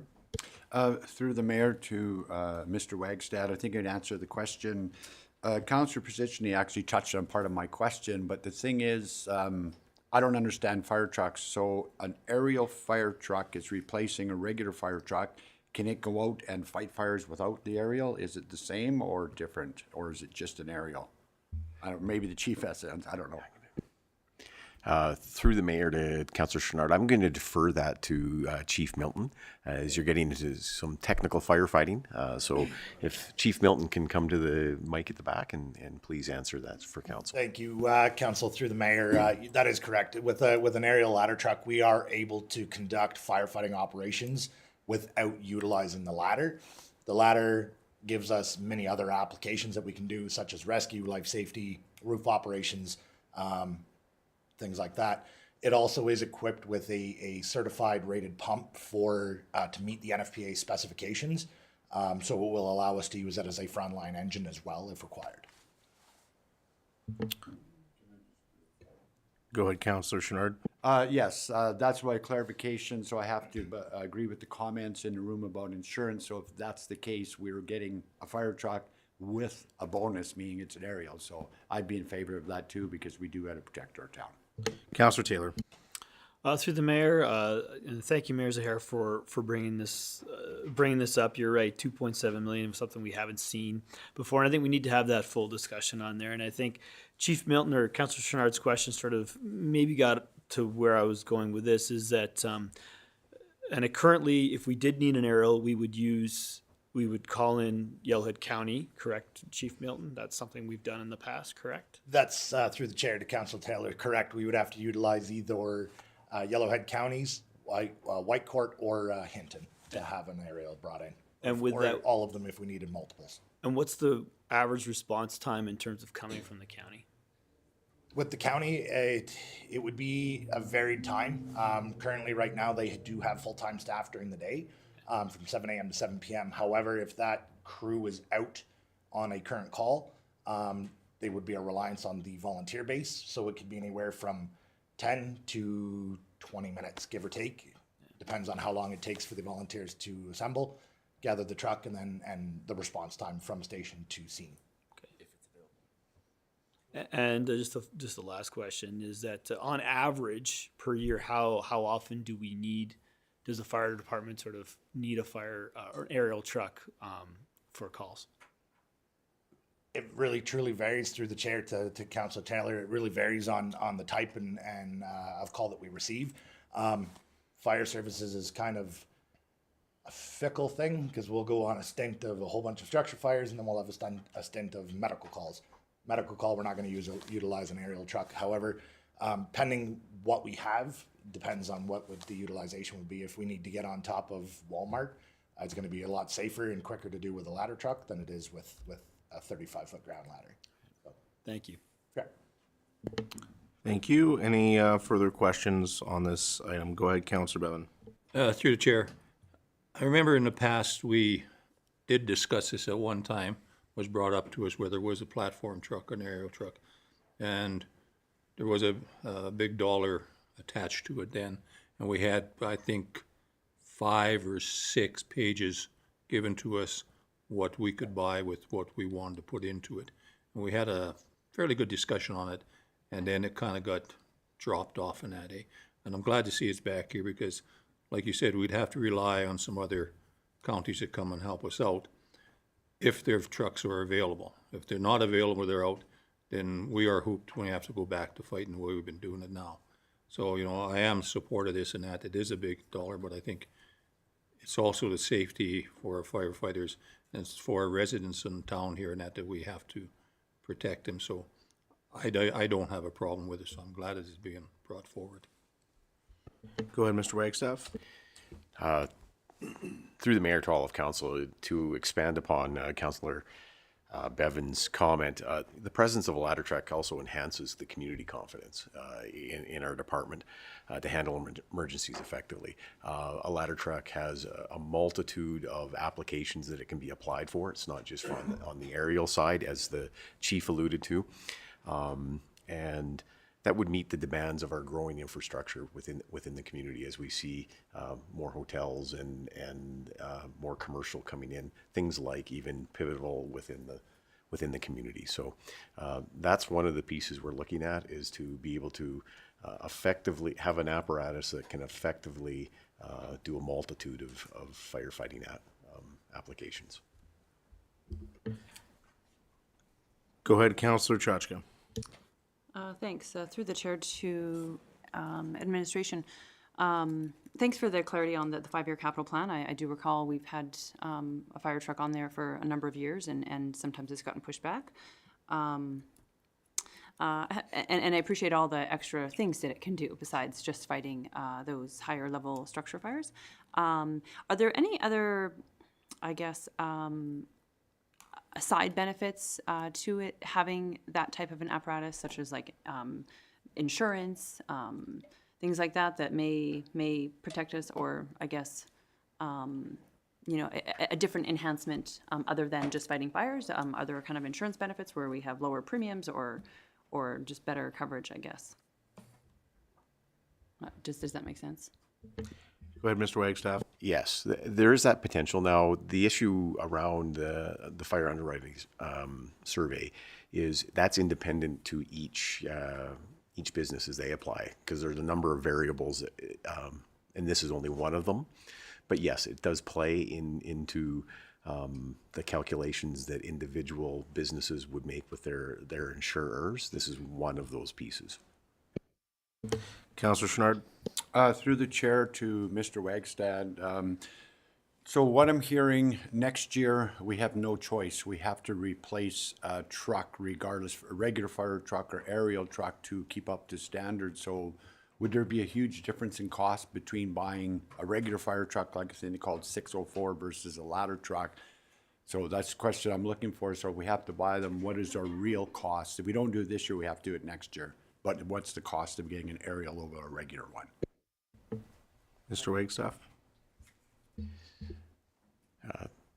Through the chair to all of council, yes, there is a range again, but the range for a straight replacement is between 1.1 and 2 million, and the range with a straight ladder truck is between 2 to 3 million. Councillor Pisichny? Yeah, through the mayor to all of council, my understanding, if I remember correctly from the insurance underwriters, it's considered a protected community because we have hydrants and we hit the requirements of the insurance underwriters' things. If you become an unprotected community, your insurance is double overnight because you're considered to be an unprotected community. So there's this whole pile of levels what you get, and based on what you have in your fire department allows you to have certain ratings on your insurance. So it does affect the insurance if we don't have it. You can't just go to the dealership and buy a fire engine. It takes a year or two to build it. So by the time they start it, it's going to be a year or two before you'd even see it. They don't just, they're hand built. They're not exactly a factory of, they're factories, but they're not like a car manufacturers where they pump out hundreds a day.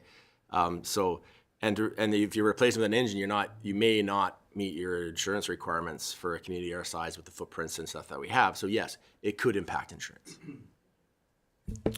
Thank you. Any further comments or questions?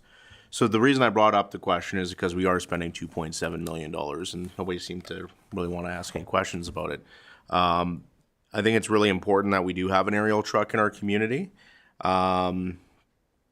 This community has grown. We have major industries such as Weyerhaeuser, Pivotal, which are huge assets, and any delay in fire response time, especially when we're looking at our mill, could have devastating consequences, not to mention larger fires. To rely on a neighboring municipality, I don't think is responsible of us as a municipality. Over time, the levels of service for communities has increased. If you asked this question 15 years ago, if you had a ladder truck, you were seen as a community that was pretty advanced. Well, now almost every smaller community has one. If you look at Grand Cache, Hinton, Drayton Valley, Westlock, all have ladder trucks.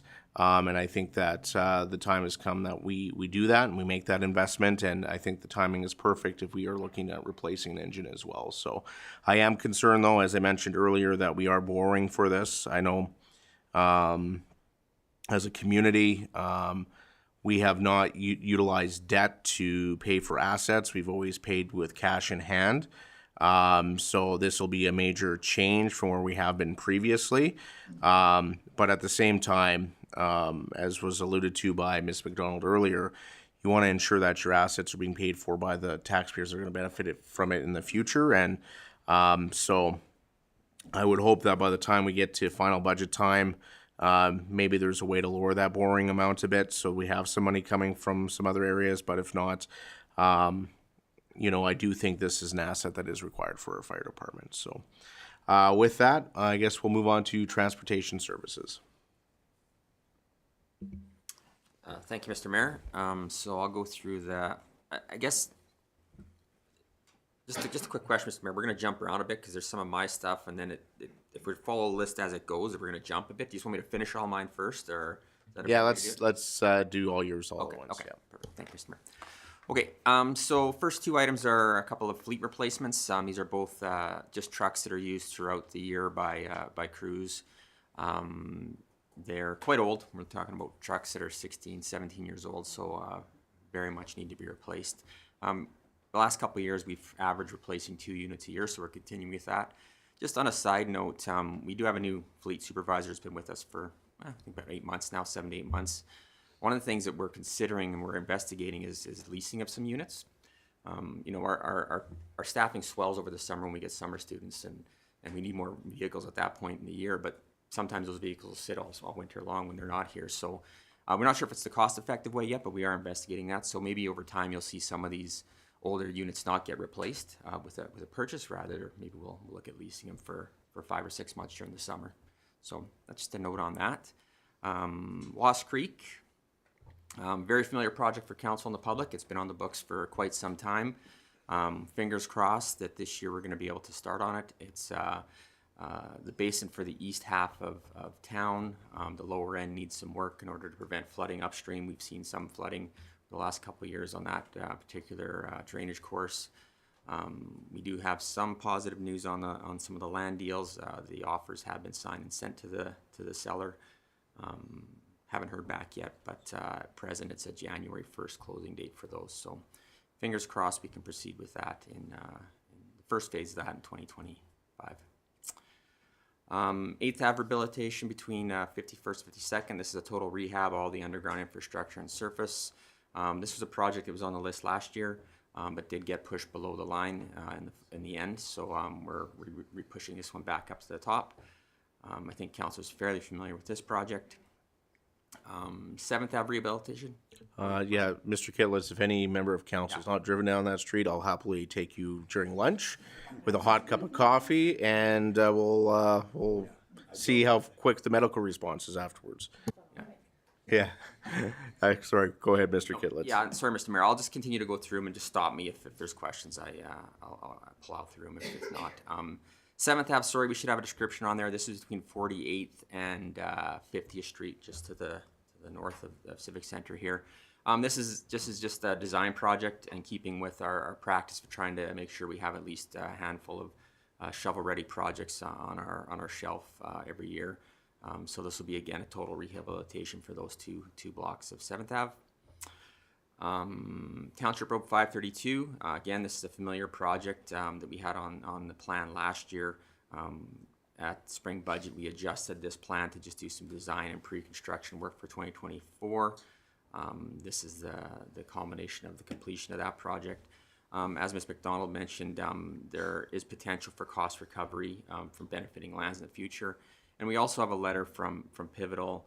They haven't given us a dollar commitment yet, but they have said that once design's done and we have an estimate, they're willing to consider contributing to that road as it provides benefit for their operations as well.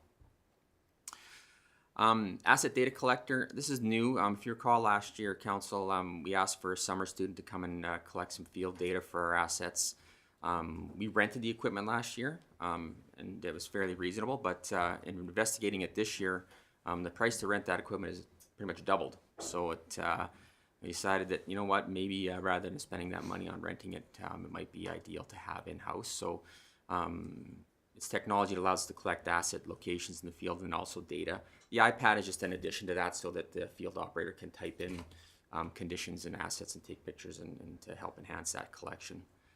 So we're proposing to purchase that equipment this year and have it in-house.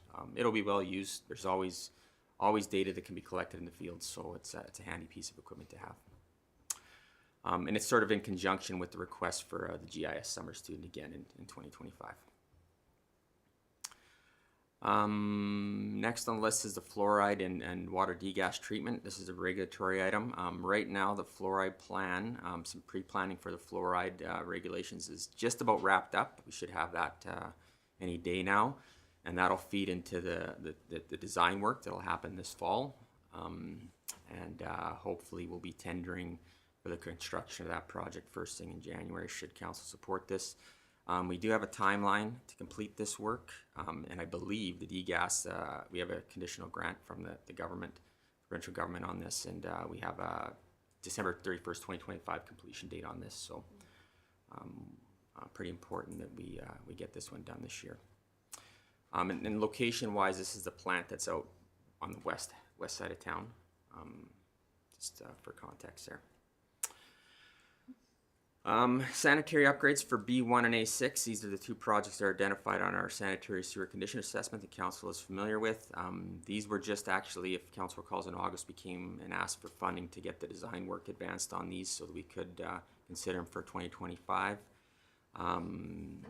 This is the B1 is the portion up in Tiffin that we've had some flooding problems with historically.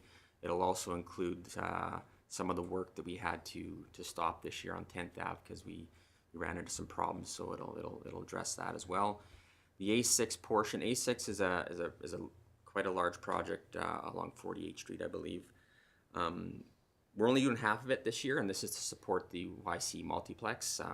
During the design work for that, for servicing, it was identified that we need to do some upgrades downstream. So this will get those upgrades in place prior to the multiplex being built. And you'll notice further down the list, there's another design for A6. That's the second half. So it'll be the upper half for phase 2 that we can do later. So thank you for that, Mr. Kitlett. So when we're talking about these sanitary upgrades, we did considerable work this year. We did it via trench. Those trenches were repaved. We're going into a neighborhood that I think has fairly old pavement. Is the plan to do a trench system again, or are we going to fully rehabilitate the pavement on that street?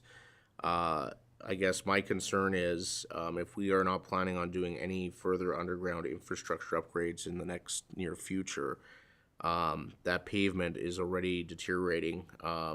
Is it wise just to do a complete rehabilitation of that pavement to last us for the next 10, 20 years? I just think we do all this work and then we do a patch trench. I'll be frank with you, I wasn't too impressed with that this year, especially in the areas where we have some very old pavement with potholing and other issues.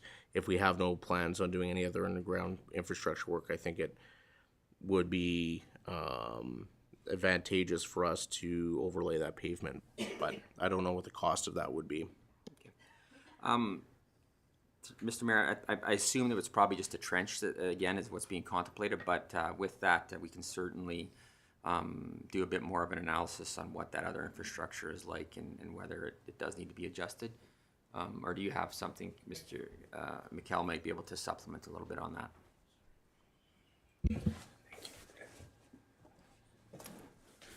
Mr. Mayor and Council, just in response to your question regarding trench, when I had the kick-off meeting with the consultant, we discussed the option of having trenchless or going for pipe bursting, especially for A6, because it's a major street and the asphalt is in a good condition. Meanwhile, if we cannot, because he has to address the conflict with other utilities, because going trenchless, if there is any crossing utilities, he can crack this in his way. So we have to address this first to decide if it is trenchless or open trench. If we go open trench, the only concern I have for having new asphalt, we have other utilities that might be in a bad condition or poor condition. So I can have mill and overlay for the whole section, but if anything happens down the road 2 or 3 years from now and we need to replace water main or storm, we have to dig this again. So this is the only downside. Thank you for that clarification, and I guess that's where I'm kind of going with this. When we're doing these projects, are we looking at the other underground infrastructure to get a better idea of what we believe that condition is, so we could make a determination whether or not we think it's beneficial just to overlay that street at that time, or if we should hold off until we do that other work in the future? Sure. Just in response to this, we are planning for having a sewer camera for storm and sanitary as well. I can get the records for the water main as well, so if council are willing, we can bring another option for having a full rehabilitation, and this way we can do the whole thing one time, if there is enough fund. All right, thank you. Thank you.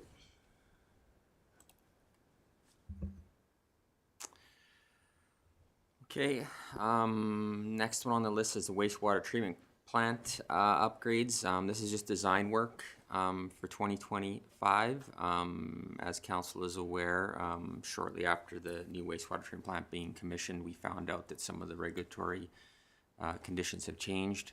I think it's to do with our phosphorus levels that have to be reduced. So We're looking at a big bill to upgrade that plant, and I think the deadline for us on that is 2028. So we want to get that design done in 2025, and then we can plan out probably construction phases is probably what it'll be. We are seeking grants for this particular project. No word yet, but we'll continue to pursue grants to try to fund part of these upgrades in the future. Any questions there? Okay. Go ahead, Councillor Trotchko. Thanks. Through the chair to Mr. Kitlitz. Thank you for the information on all of that. I'm going to refer back to a previous project manager that gave us a presentation a couple years ago in October. One of the things he mentioned was that we are not currently producing enough water in our community. At that moment in time, we were producing 46 liters a second, and we were hoping to produce about 85. Are there any plans in this budget to start working towards improving that, or is that something that we'll have to identify in a 5-year capital plan? Through you, Mr. Mayor. So if I'm understanding the question, Councillor Trotchko, it's about increasing the amount of water we're treating, right?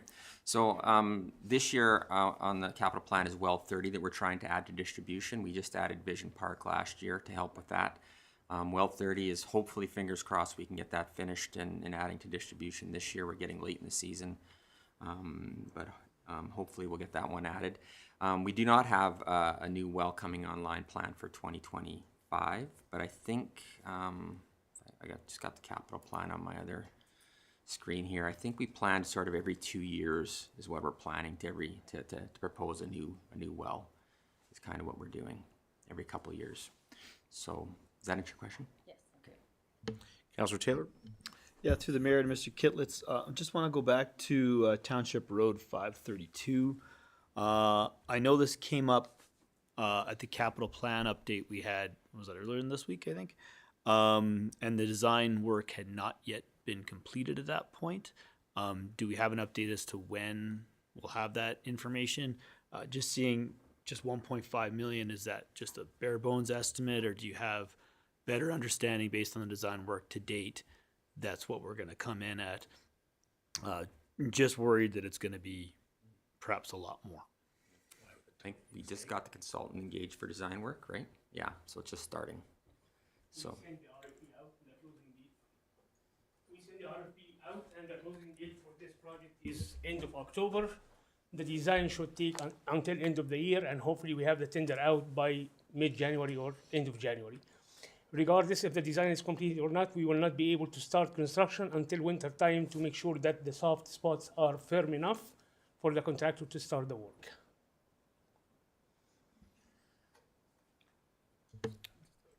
Councillor Taylor. Yeah, and and just looking at the 1.5 million, is that like the estimate we're looking at there?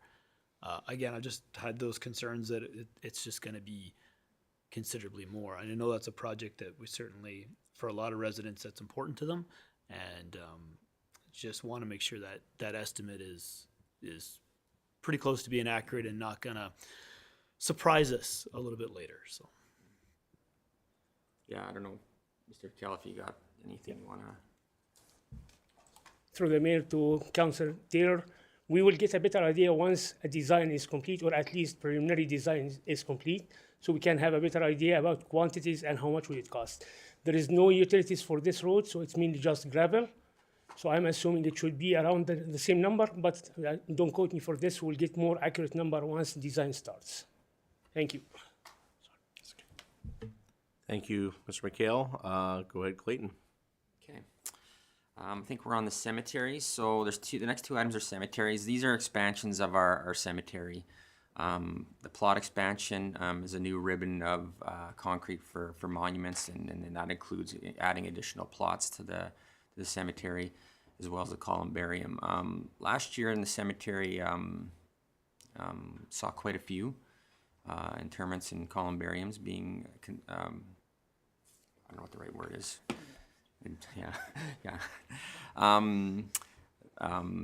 So our inventories are getting low. Basically, we have about a year of supply in each of those, and as council's aware, columbariums take quite a while to get here. I think we got about a year before they arrive. They come from overseas, and also the construction of expansion takes some time. So if we have the same year in 2025 as we did this year, we'll be pretty low on supply. So it's time to spend that time doing those expansions, so we don't run into a situation where we can't offer those services to the community.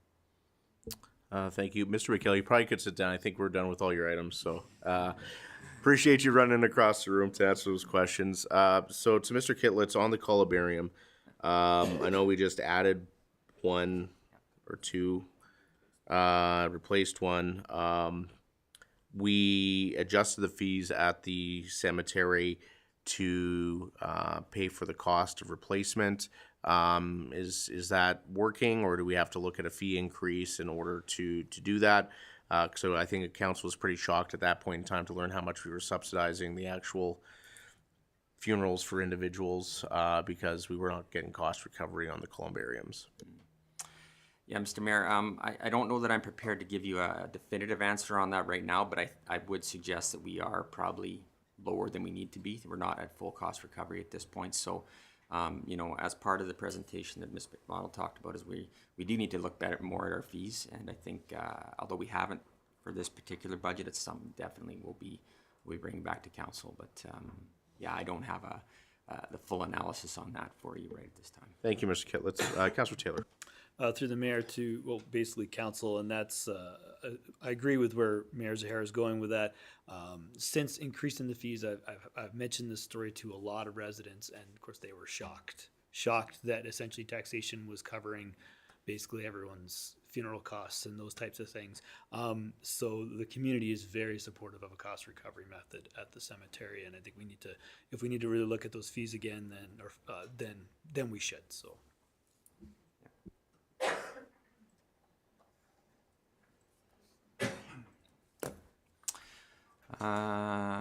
Parks, Vision Park Phase 3. So we did bring an item to council this summer about some changes for Phase 2. We've since had numerous meetings with the ball user groups respecting Phase 2 and Phase 3 of Vision Park. We didn't go forward with the tendering for the fences. We were close to doing it, but upon meeting on site with the user groups, there was some concerns with grading on a couple of the diamonds that we think needs to be addressed. And so the option was we get partial of them fenced this year and then do the rest next year. That gets a bit more costly when you're mobilizing twice. So the user groups are okay with waiting. So we delayed that. But Phase 3 would just be the finishing touch. I think it would include the playground, play structure. So you'll see Phase 2 as a carry forward for 2025, and we'll try to get that all wrapped up next year. Thank you, Mr. Kitlitz. I think there's an error on the spreadsheet. Ms. McDonald? Yes, if I can draw your attention to the cost estimates, the two lines are flipped. So equipment pool vacuum is 150,600. I was just gonna ask that question. Why is it 1.1? 3? Okay. Oh, I see what we've done. Okay. So accessible swing project is 150,600. The pool vacuum is 10,000, and Vision Park Phase 3 is 1,100,000. However, the funding sources are accurate for the cost estimates. So we will change that when we bring it back in the future. I apologize for the error. All right. That makes more sense, yeah. Yeah. I was reading that last night. I'm like, what kind of vacuum are we getting for 1.1 million? I was gonna let Mr. Wagstaff sweat over that one, actually. I don't think there was any objections from the manager of recreation or recreation manager. Yeah. So just thank you for your update on Vision Park, Mr. Kitlitz. And I think it's really important that, and I really appreciate administration meeting with the user groups out there to, I guess, kind of reset that project to make sure that we are spending money wisely out there. And I completely agree that if we are going to be spending this kind of money, we got to do it properly. And if that means we have to wait a little bit, that's fine. I do know that one of the concerns was with one of the new diamonds that was created out there, it isn't big enough. I think it was supposed to be a 300-foot diamond. I guess what are we doing to rectify that, or do we have an answer on on that because there was a certain expectation that it was going to be a 300-foot diamond, and then we find out that it actually isn't. Yeah, Mr. Mayor, so we did go out there. Actually, we had the consultant stake all the new diamonds that were built last year. And we actually field verified with the user groups. We actually were out there with the wheel, and we worked with the consultant and the user groups to measure those off. So I think at the end of it, they were satisfied with what we have in terms of the dimensions. It was more about the grading on the three that are the north three diamonds that are sort of built over the pipeline right away, or there's some grading issues. The other two diamonds are the baseball diamonds that we're talking about. And we've actually working on a new plan with them, not to put them up on the hill on the west side, but rather centralized in the south central area, where the existing, I think they call it the average Joe, or sorry, not average Joe's, original Joe's diamond, big ball diamond. We're actually right now working on, we had our EDS pull up a concept to expand that one and then put the other U13 ball diamond just to the west of that. It would require moving one of those diamonds, but the user groups are okay with that. They don't need that diamond. They're totally okay with losing that one. So anyway, we've got a new concept drawn up. The next step is to meet with them again to show them it, because the first one we showed eliminated another slow pitch diamond, which they weren't really in favor of. So in truth, the dialogue with these groups is going really well. We're committed to making sure that, as you said, Mr. Mayor, we're not going to spend any more money until we get it to a point where they're happy with it. So over the winter, we're going to do that. We'll continue to have dialogue and meet with them, and maybe what we'll do in the spring is we'll come back and show a new concept to council and the public about what we landed on. So I think we're addressing those needs. We'll see what this next group meeting goes about, but we're getting closer. Thank you for that. I'm not going to talk about the pool vacuum. Well, I had $1 million. Accessible swing, sorry. Mr. Wagstaff, were you going to talk about that one, or am I supposed to talk about it? I had intended on speaking to that one. Good, thank you. Okay. Move down, whoops, just moving down my screen. So now we're below the line, I believe, the items that are below the line. Mr. Mayor, do you want me to talk about those ones quickly as well? Well, they're all your items, it looks like, so. Okay. So we have the new trail, recreational trail between the hospital and Weyerhaeuser. We got some cost estimates for that. Were extremely high, disappointing how high they were. I've done some other research to try to validate those, and it is looking like we're in around that number to build new recreation trails. So we do have a grant free grant committed to that. But because of the price that came in so high, we decided to put this one below the line for right now. That's what that one is.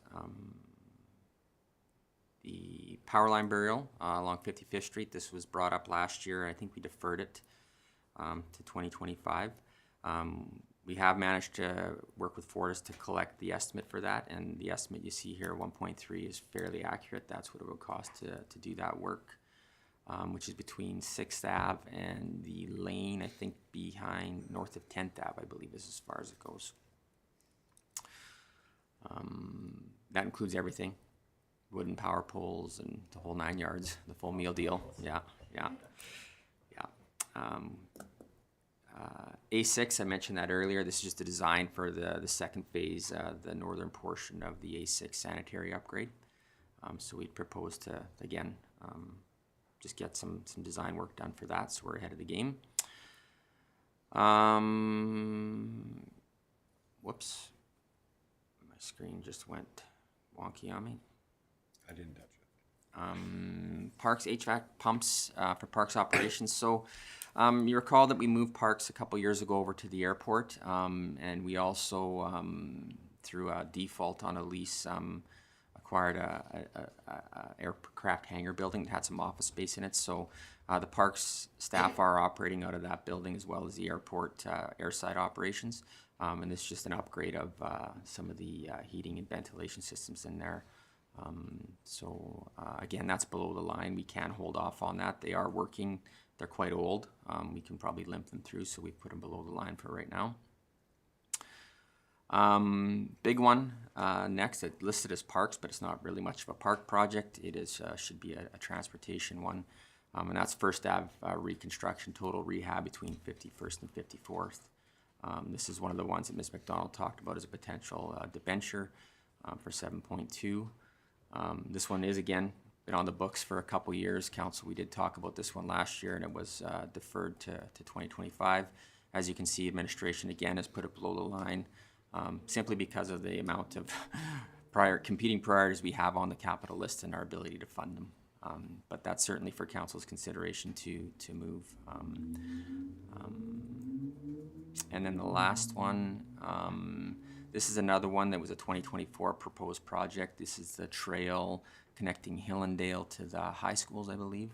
I can't remember the name of the high school because I don't. Parkland.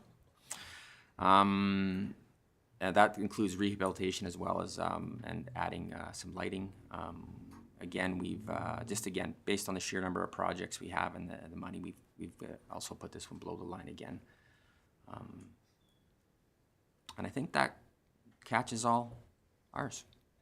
All right, thank you, Mr. Kitlitz. Council, any questions before we move back to Mr. Wagstaff? Councillor Chachka. Thanks. Through the chair to GM Kitlitz. On the HVAC heat pump parks operation, so was that in a rented space, you said, or in a building that we own?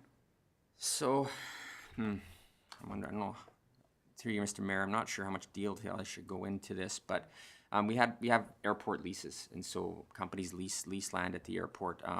There was a default of a lease a few years back. The way the leases are written, any improvements on the property need to be removed after the lease is over. The building wasn't removed, and it's just left behind. So it's town land. So basically, we still utilize that space. Okay. So it's just upgrading some of the internal infrastructure in that space. Okay. Councillor Moore. Through the mayor to administration.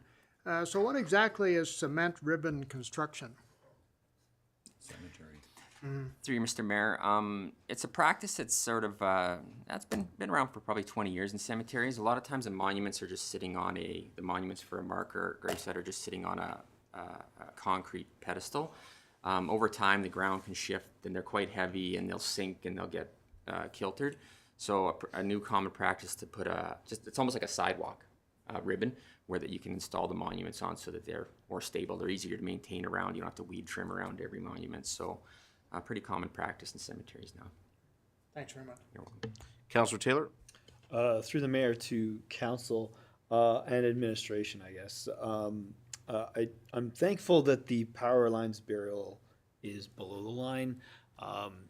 This is something I've struggled with looking at costs of power line burials since we started sort of doing this. And I think the ones by Parkland Lodge, it was like $250,000 for about 3 blocks or something.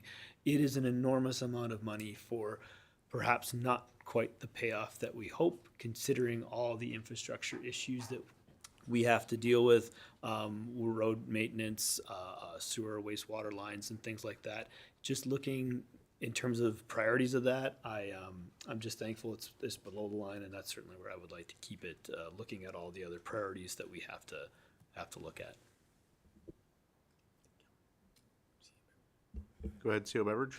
Mr. Mayor, I just wanted to go back to just the questions with regards to the moving, like the parks building.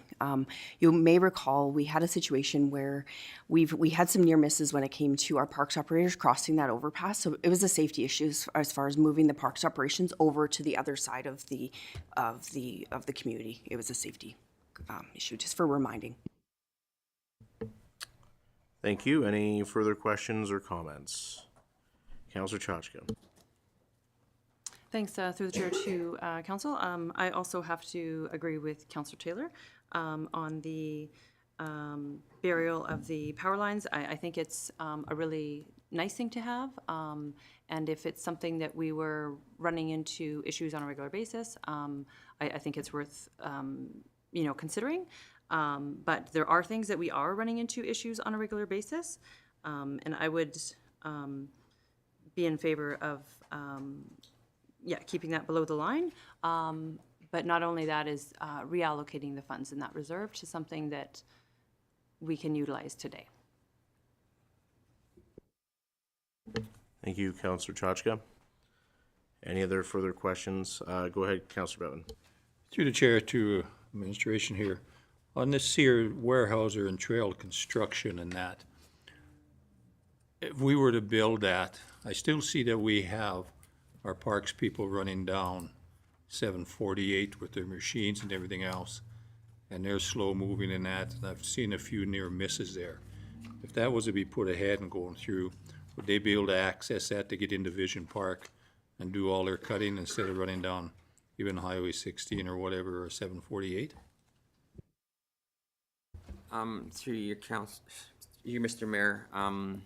So I think, and maybe I'll get Mr. O'Sullivan to come up, but I believe that all the equipment used for Vision Park now is parked at the public workshops. It's bigger equipment, so we are running over the overpass, but it's a larger tractor. It's not the small lawnmowers anymore. But conceivably, with that trail open, it does provide opportunity to run some of the smaller equipment down there. Is that correct, Mr.? That's correct. Our smaller equipment could be using the pathway, as well as maintaining it as they go, to get to Vision Park, as well as not going 748. Thank you, Councillor Taylor. Yeah, through the mayor, I agree with Councillor Chachka in terms of allocating money that's budgeted for power line burials. I think money was coming from the old reserve policies we had was energy reserve, I think. I think we're going to have to be a lot more creative in terms of where we're funding our projects from. And I know we've redone our reserve policies, right?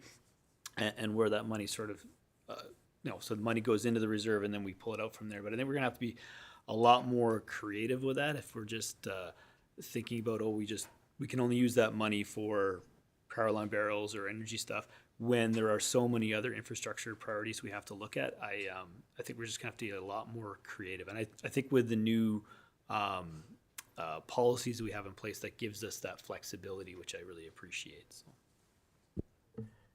Councillor Chachka. Thanks. Through the chair to council and administration. I hope that it would be my prerogative. I would hope that we can get that Weyerhaeuser Trail connection above the line.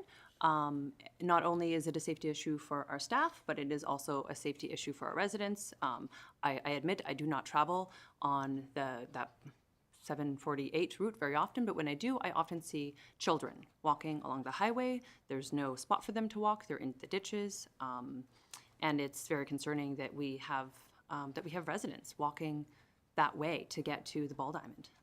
So having a walking path that would be suitable would also be reducing the safety risks to our residents.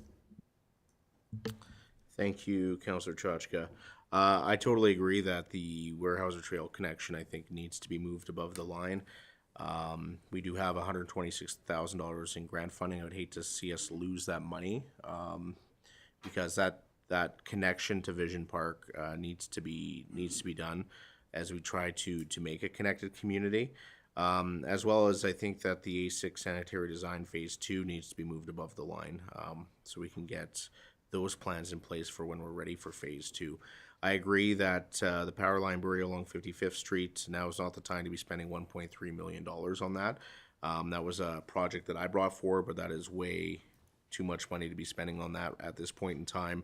That said, I would caution council that funding is coming off of bills on people's power bills, and to start funding willy-nilly anything in our capital budget, I would not be in support of.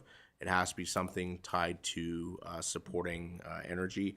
Otherwise, I think we are not being very transparent on where we're getting our funding from, because that chart is hidden in people's bills. We have a lot of projects in which we can utilize those funds. For example, LED lighting, energy efficiency projects, energy efficiency programs, or furthermore, using that funding when we are doing full rehab for the underground burial in those neighborhoods when that work is being done. So I am concerned that First Avenue is still not being addressed, but we only have so much money. But we have to do something with that street. I don't know what it is, but it's ridiculous. And I've been here for 7 years. We keep pushing it and pushing it and pushing it. And one of these days, we got to make a decision to either get it done or do something there. And I think that Councillor Pisichny may have an idea on how to help fund that project, but it's a project that I think everybody agrees in this room. That street is been in bad shape for a long time, and we have to start tackling these things. Councillor Pisichny. Yeah, through the mayor to council, I would agree about trying to move the Weyerhaeuser Trail connection above the line and the sanitary design as well. We've committed to people in the community to get the sanitary fixed up. But I'm also going to maybe echo the mayor on the power line burial.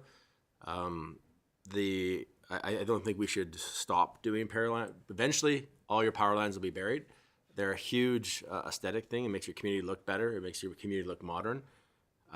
Under buried power lines are a lot safer than your topless. Trees don't fall on buried power lines. So, I think we need to eventually we'll have it all done. All our new neighborhoods are buried power lines, and I always push for this, but I just think taking the money from your energy reserve to put into other things is a bit misleading. So,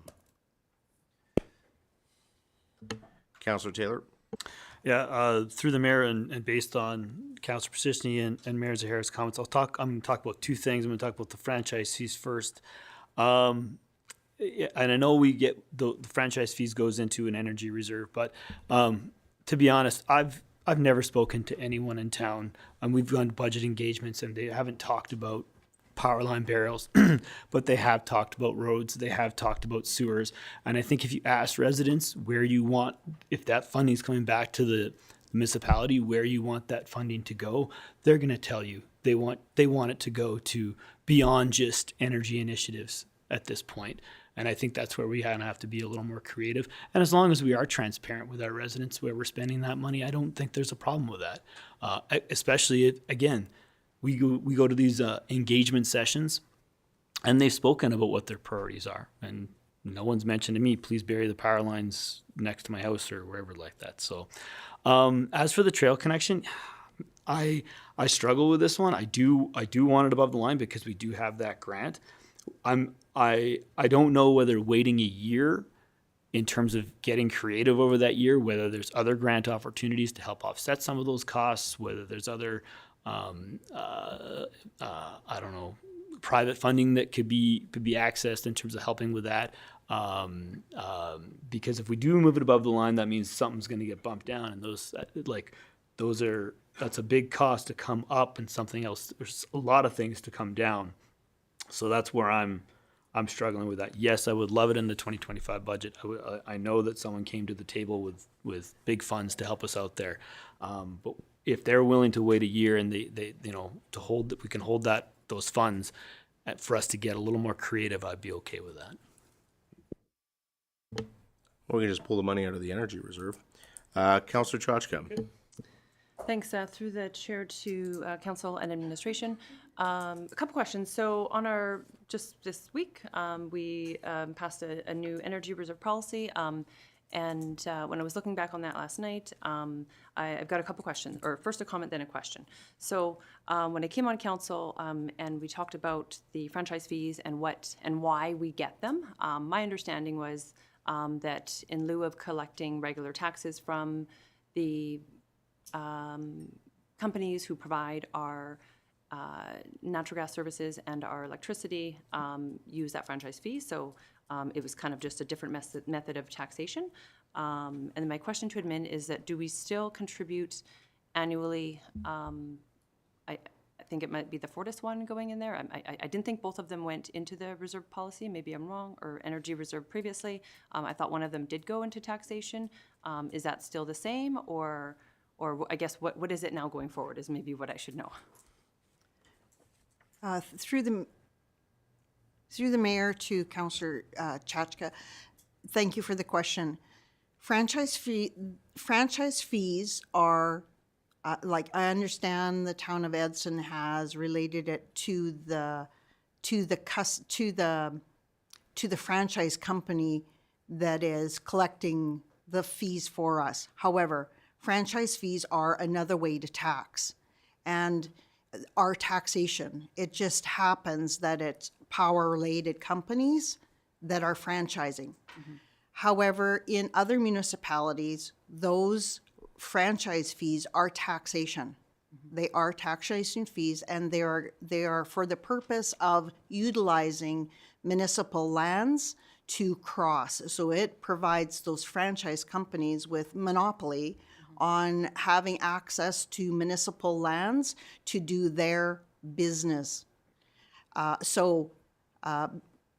Individual to Edson, it's considered a power. However, in this budget process, we, in order to support a tax rate that was reasonable to the taxpayer, we have not put it into reserves. There is a balance in the reserve for energy of, off the top of my head, don't quote me for this, but it's approximately $2 million. And so there is not additional funds going to that at this time from the current budget. Council certainly can redirect that if that's the idea of the community here.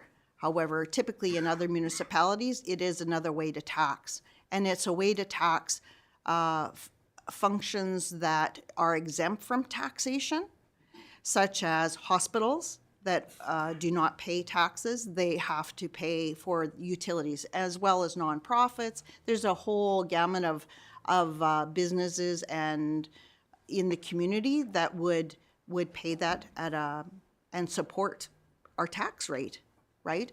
Also, I wanted to correct that franchise holders do pay taxes. The franchise fees are a tax for the municipality. So they have forwarded it to the taxpayer. We have given them a monopoly to provide services in our community. They have passed it on to their customers.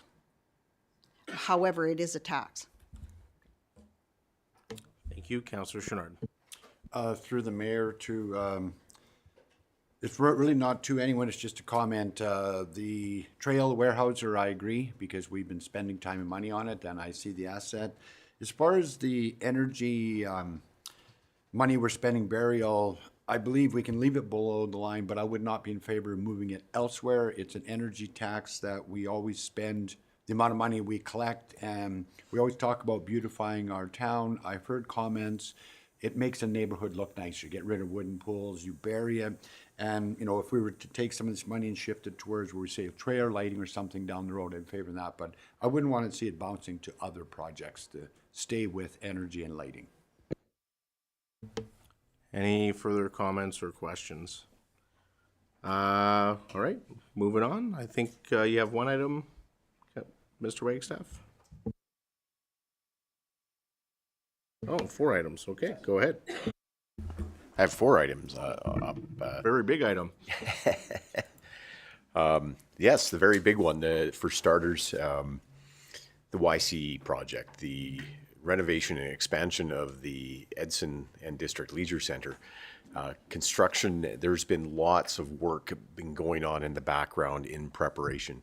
We did approach this project jointly with the county in a different fashion than what is typical or traditional in managing a capital project. So bringing on Clark Builders last January had the construction management group involved in the design and costing all the way along. So as you can see in this budget, I also mentioned that the town is the managing partner. That's why you see all of the cost coming through the town of Edson, but it is in partnership with the governments of Alberta, Government of Canada, and Yellowhead County. So the funding for that. In March, you will start to see, Mr. Mayor, you're going to start to see sign off on some very large expenditures, and that's the $27 million that we have budgeted in 2027 to have this project completed in construction from 2025 through 2027. Sorry, you're going to start to see them in 2025, not 2027. And the completion of the aquatic center and arena, new arena is anticipated to be completed in December of 2026. but we're going to see those costs on construction begin in 2025. Next to that is the accessible swing. This is grant dependent, so there is a $112,500 grant application that has been submitted for this. Work had been done previously with the stakeholders about the location for this accessible swing, and it will provide an accessibility components that would at the Kinsman Park. The rationale for that particular location has been, after we spoke with stakeholders, yes, they'd like accessible playground equipment in every playground, but if we were starting somewhere, that was a good spot. In the summer, with the splash spray park there, proximity to the library, as well as the park is utilized by a lot of individuals with accessibility needs throughout the year, and also age-wise. It's this swing is not only for children; it can also accommodate adults with mobility needs as well. So that's the Kinsman Park at the accessible swing at Kinsman Park for $150,568, and it's a $112,000 grant dependent. The third one on the list is the vacuum. It's not $1.1 million, it's $10,000. Currently, our vacuum is inoperable. We've been borrowing from neighboring pools, and having to go get them from either Hinton or Whitecourt and then return them. This will also be a piece of equipment that would be transferred over to the new aquatic center. And lastly is the moving nets, and this is a request from an external third party with regards to the purchase of a replacement van at $300,000. Currently, this organization has a net $13,000 surplus projected revenue or projected surplus each year. Such a purchase is outside of their scope. This is certainly one of the groups that provides a great service to our community in transporting those with accessibility needs. And it's something that if we were doing ourselves, they do it very efficiently. They use both volunteers as well as some paid staff to deliver this service. The outcomes that this would provide, the impact would be to maintain and potentially even increase the current service levels of being able to transport individuals within the community, as well as enhance their fleet so that they're able still to support the transportation to medical appointments outside of the community. And a new bus would ensure that they not only maintain but expand that and avoid the frequent breakdowns that they're currently occurring with their 2014 bus. Right, thank you, Council. Questions, comments? Go ahead, Councillor Taylor. Through the mayor to Mr. Wagstaff. So the accessibility swing, happy to see this, the work being done on this, and hopefully that grant can come through. Though for $150,000, I assume it's not just the swing we're looking at. We are looking at a redesign of the park itself. And what kind of redesign work are we looking in terms of that, or are we? I don't know what we're looking at. So. No, the project is with the swing. It does, the connectivity to the swing from the, so there will be a pathway to the swing. Because if you just build it out there and there's no connectivity to it, it sort of defeats the purpose. An accessible picnic table and some smaller sensory play items. Overall, though, the focus is on the swing. Thank you. Any other questions or comments? Go ahead, Councillor Chachka. Thanks. Through the chair to GM Wagstaff. I could be wrong on this. I thought a couple years ago we just got a new vacuum for the pool. Maybe it was a cleaner. I'm not sure what the difference is myself. Is that correct, or? I would have to get back to you on that level of detail, and unless the recreation manager knows that immediately, or do we need to get back to her on that? with the council on that.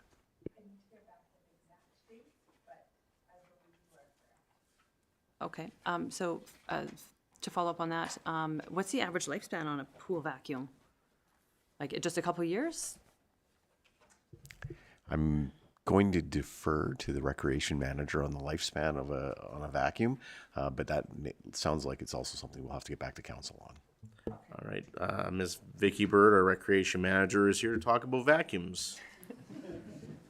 Through the chair to Councillor Chachka. So the average life expectancy spans from about 5 to 10 years, depending on how well it's maintained. How did you remember we bought a vacuum? That's impressive, I gotta say. Go ahead. Sorry.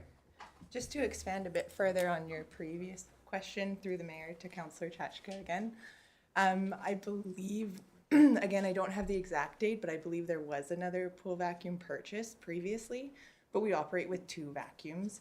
So we don't run into a situation we're in now where we're borrowing vacuums from neighboring communities.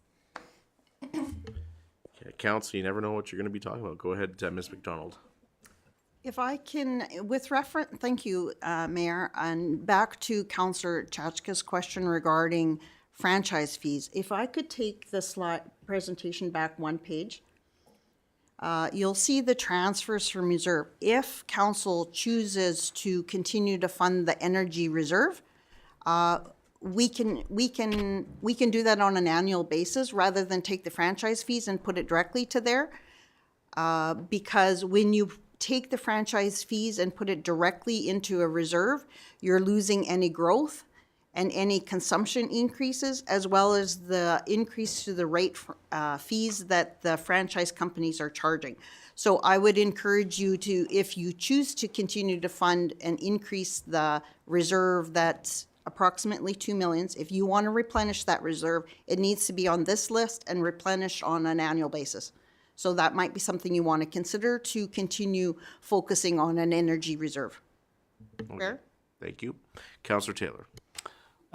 Okay, go through the mayor and going back to the items with Mr. Wagstaff. You did a great job selling the pool equipment. Since when you mentioned we're borrowing from other municipalities, nothing more embarrassing than having to borrow a vacuum. So I think you sold that one really nicely. Well done. I'm also supportive of the $300,000 for moving Edson. They provide a service for us.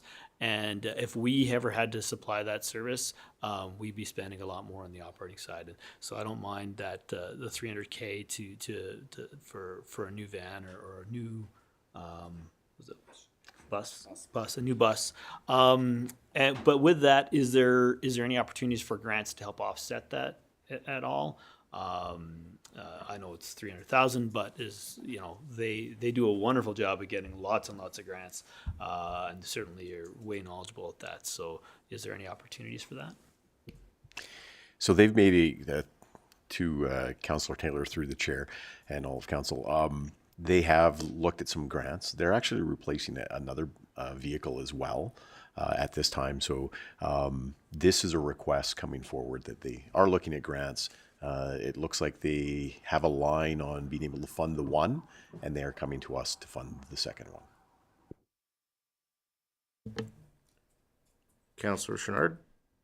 Yes, I'm going to echo Councillor Taylor. I'm also in favor of the 300,000. And since we're talking about pool vacs, I am very aware with pool vacs. I buy many of them. The one question they had said, it has nothing to do with the maintenance of the pool vac. It has to do with you wear them out because you use them too much. So it's the maintaining of the pool. Very experienced on them. I don't have one big enough I could have lent you, but I do know they wear out quicker than the manufacturers state they're supposed to. Councillor Chachka. Thanks. Through the chair to council and admin. I echo what Councillor Taylor said about the moving Edson accessible bus. So just for clarity, so the recent buses that they've just acquired are not accessible buses. What's that? They only have one new one in it.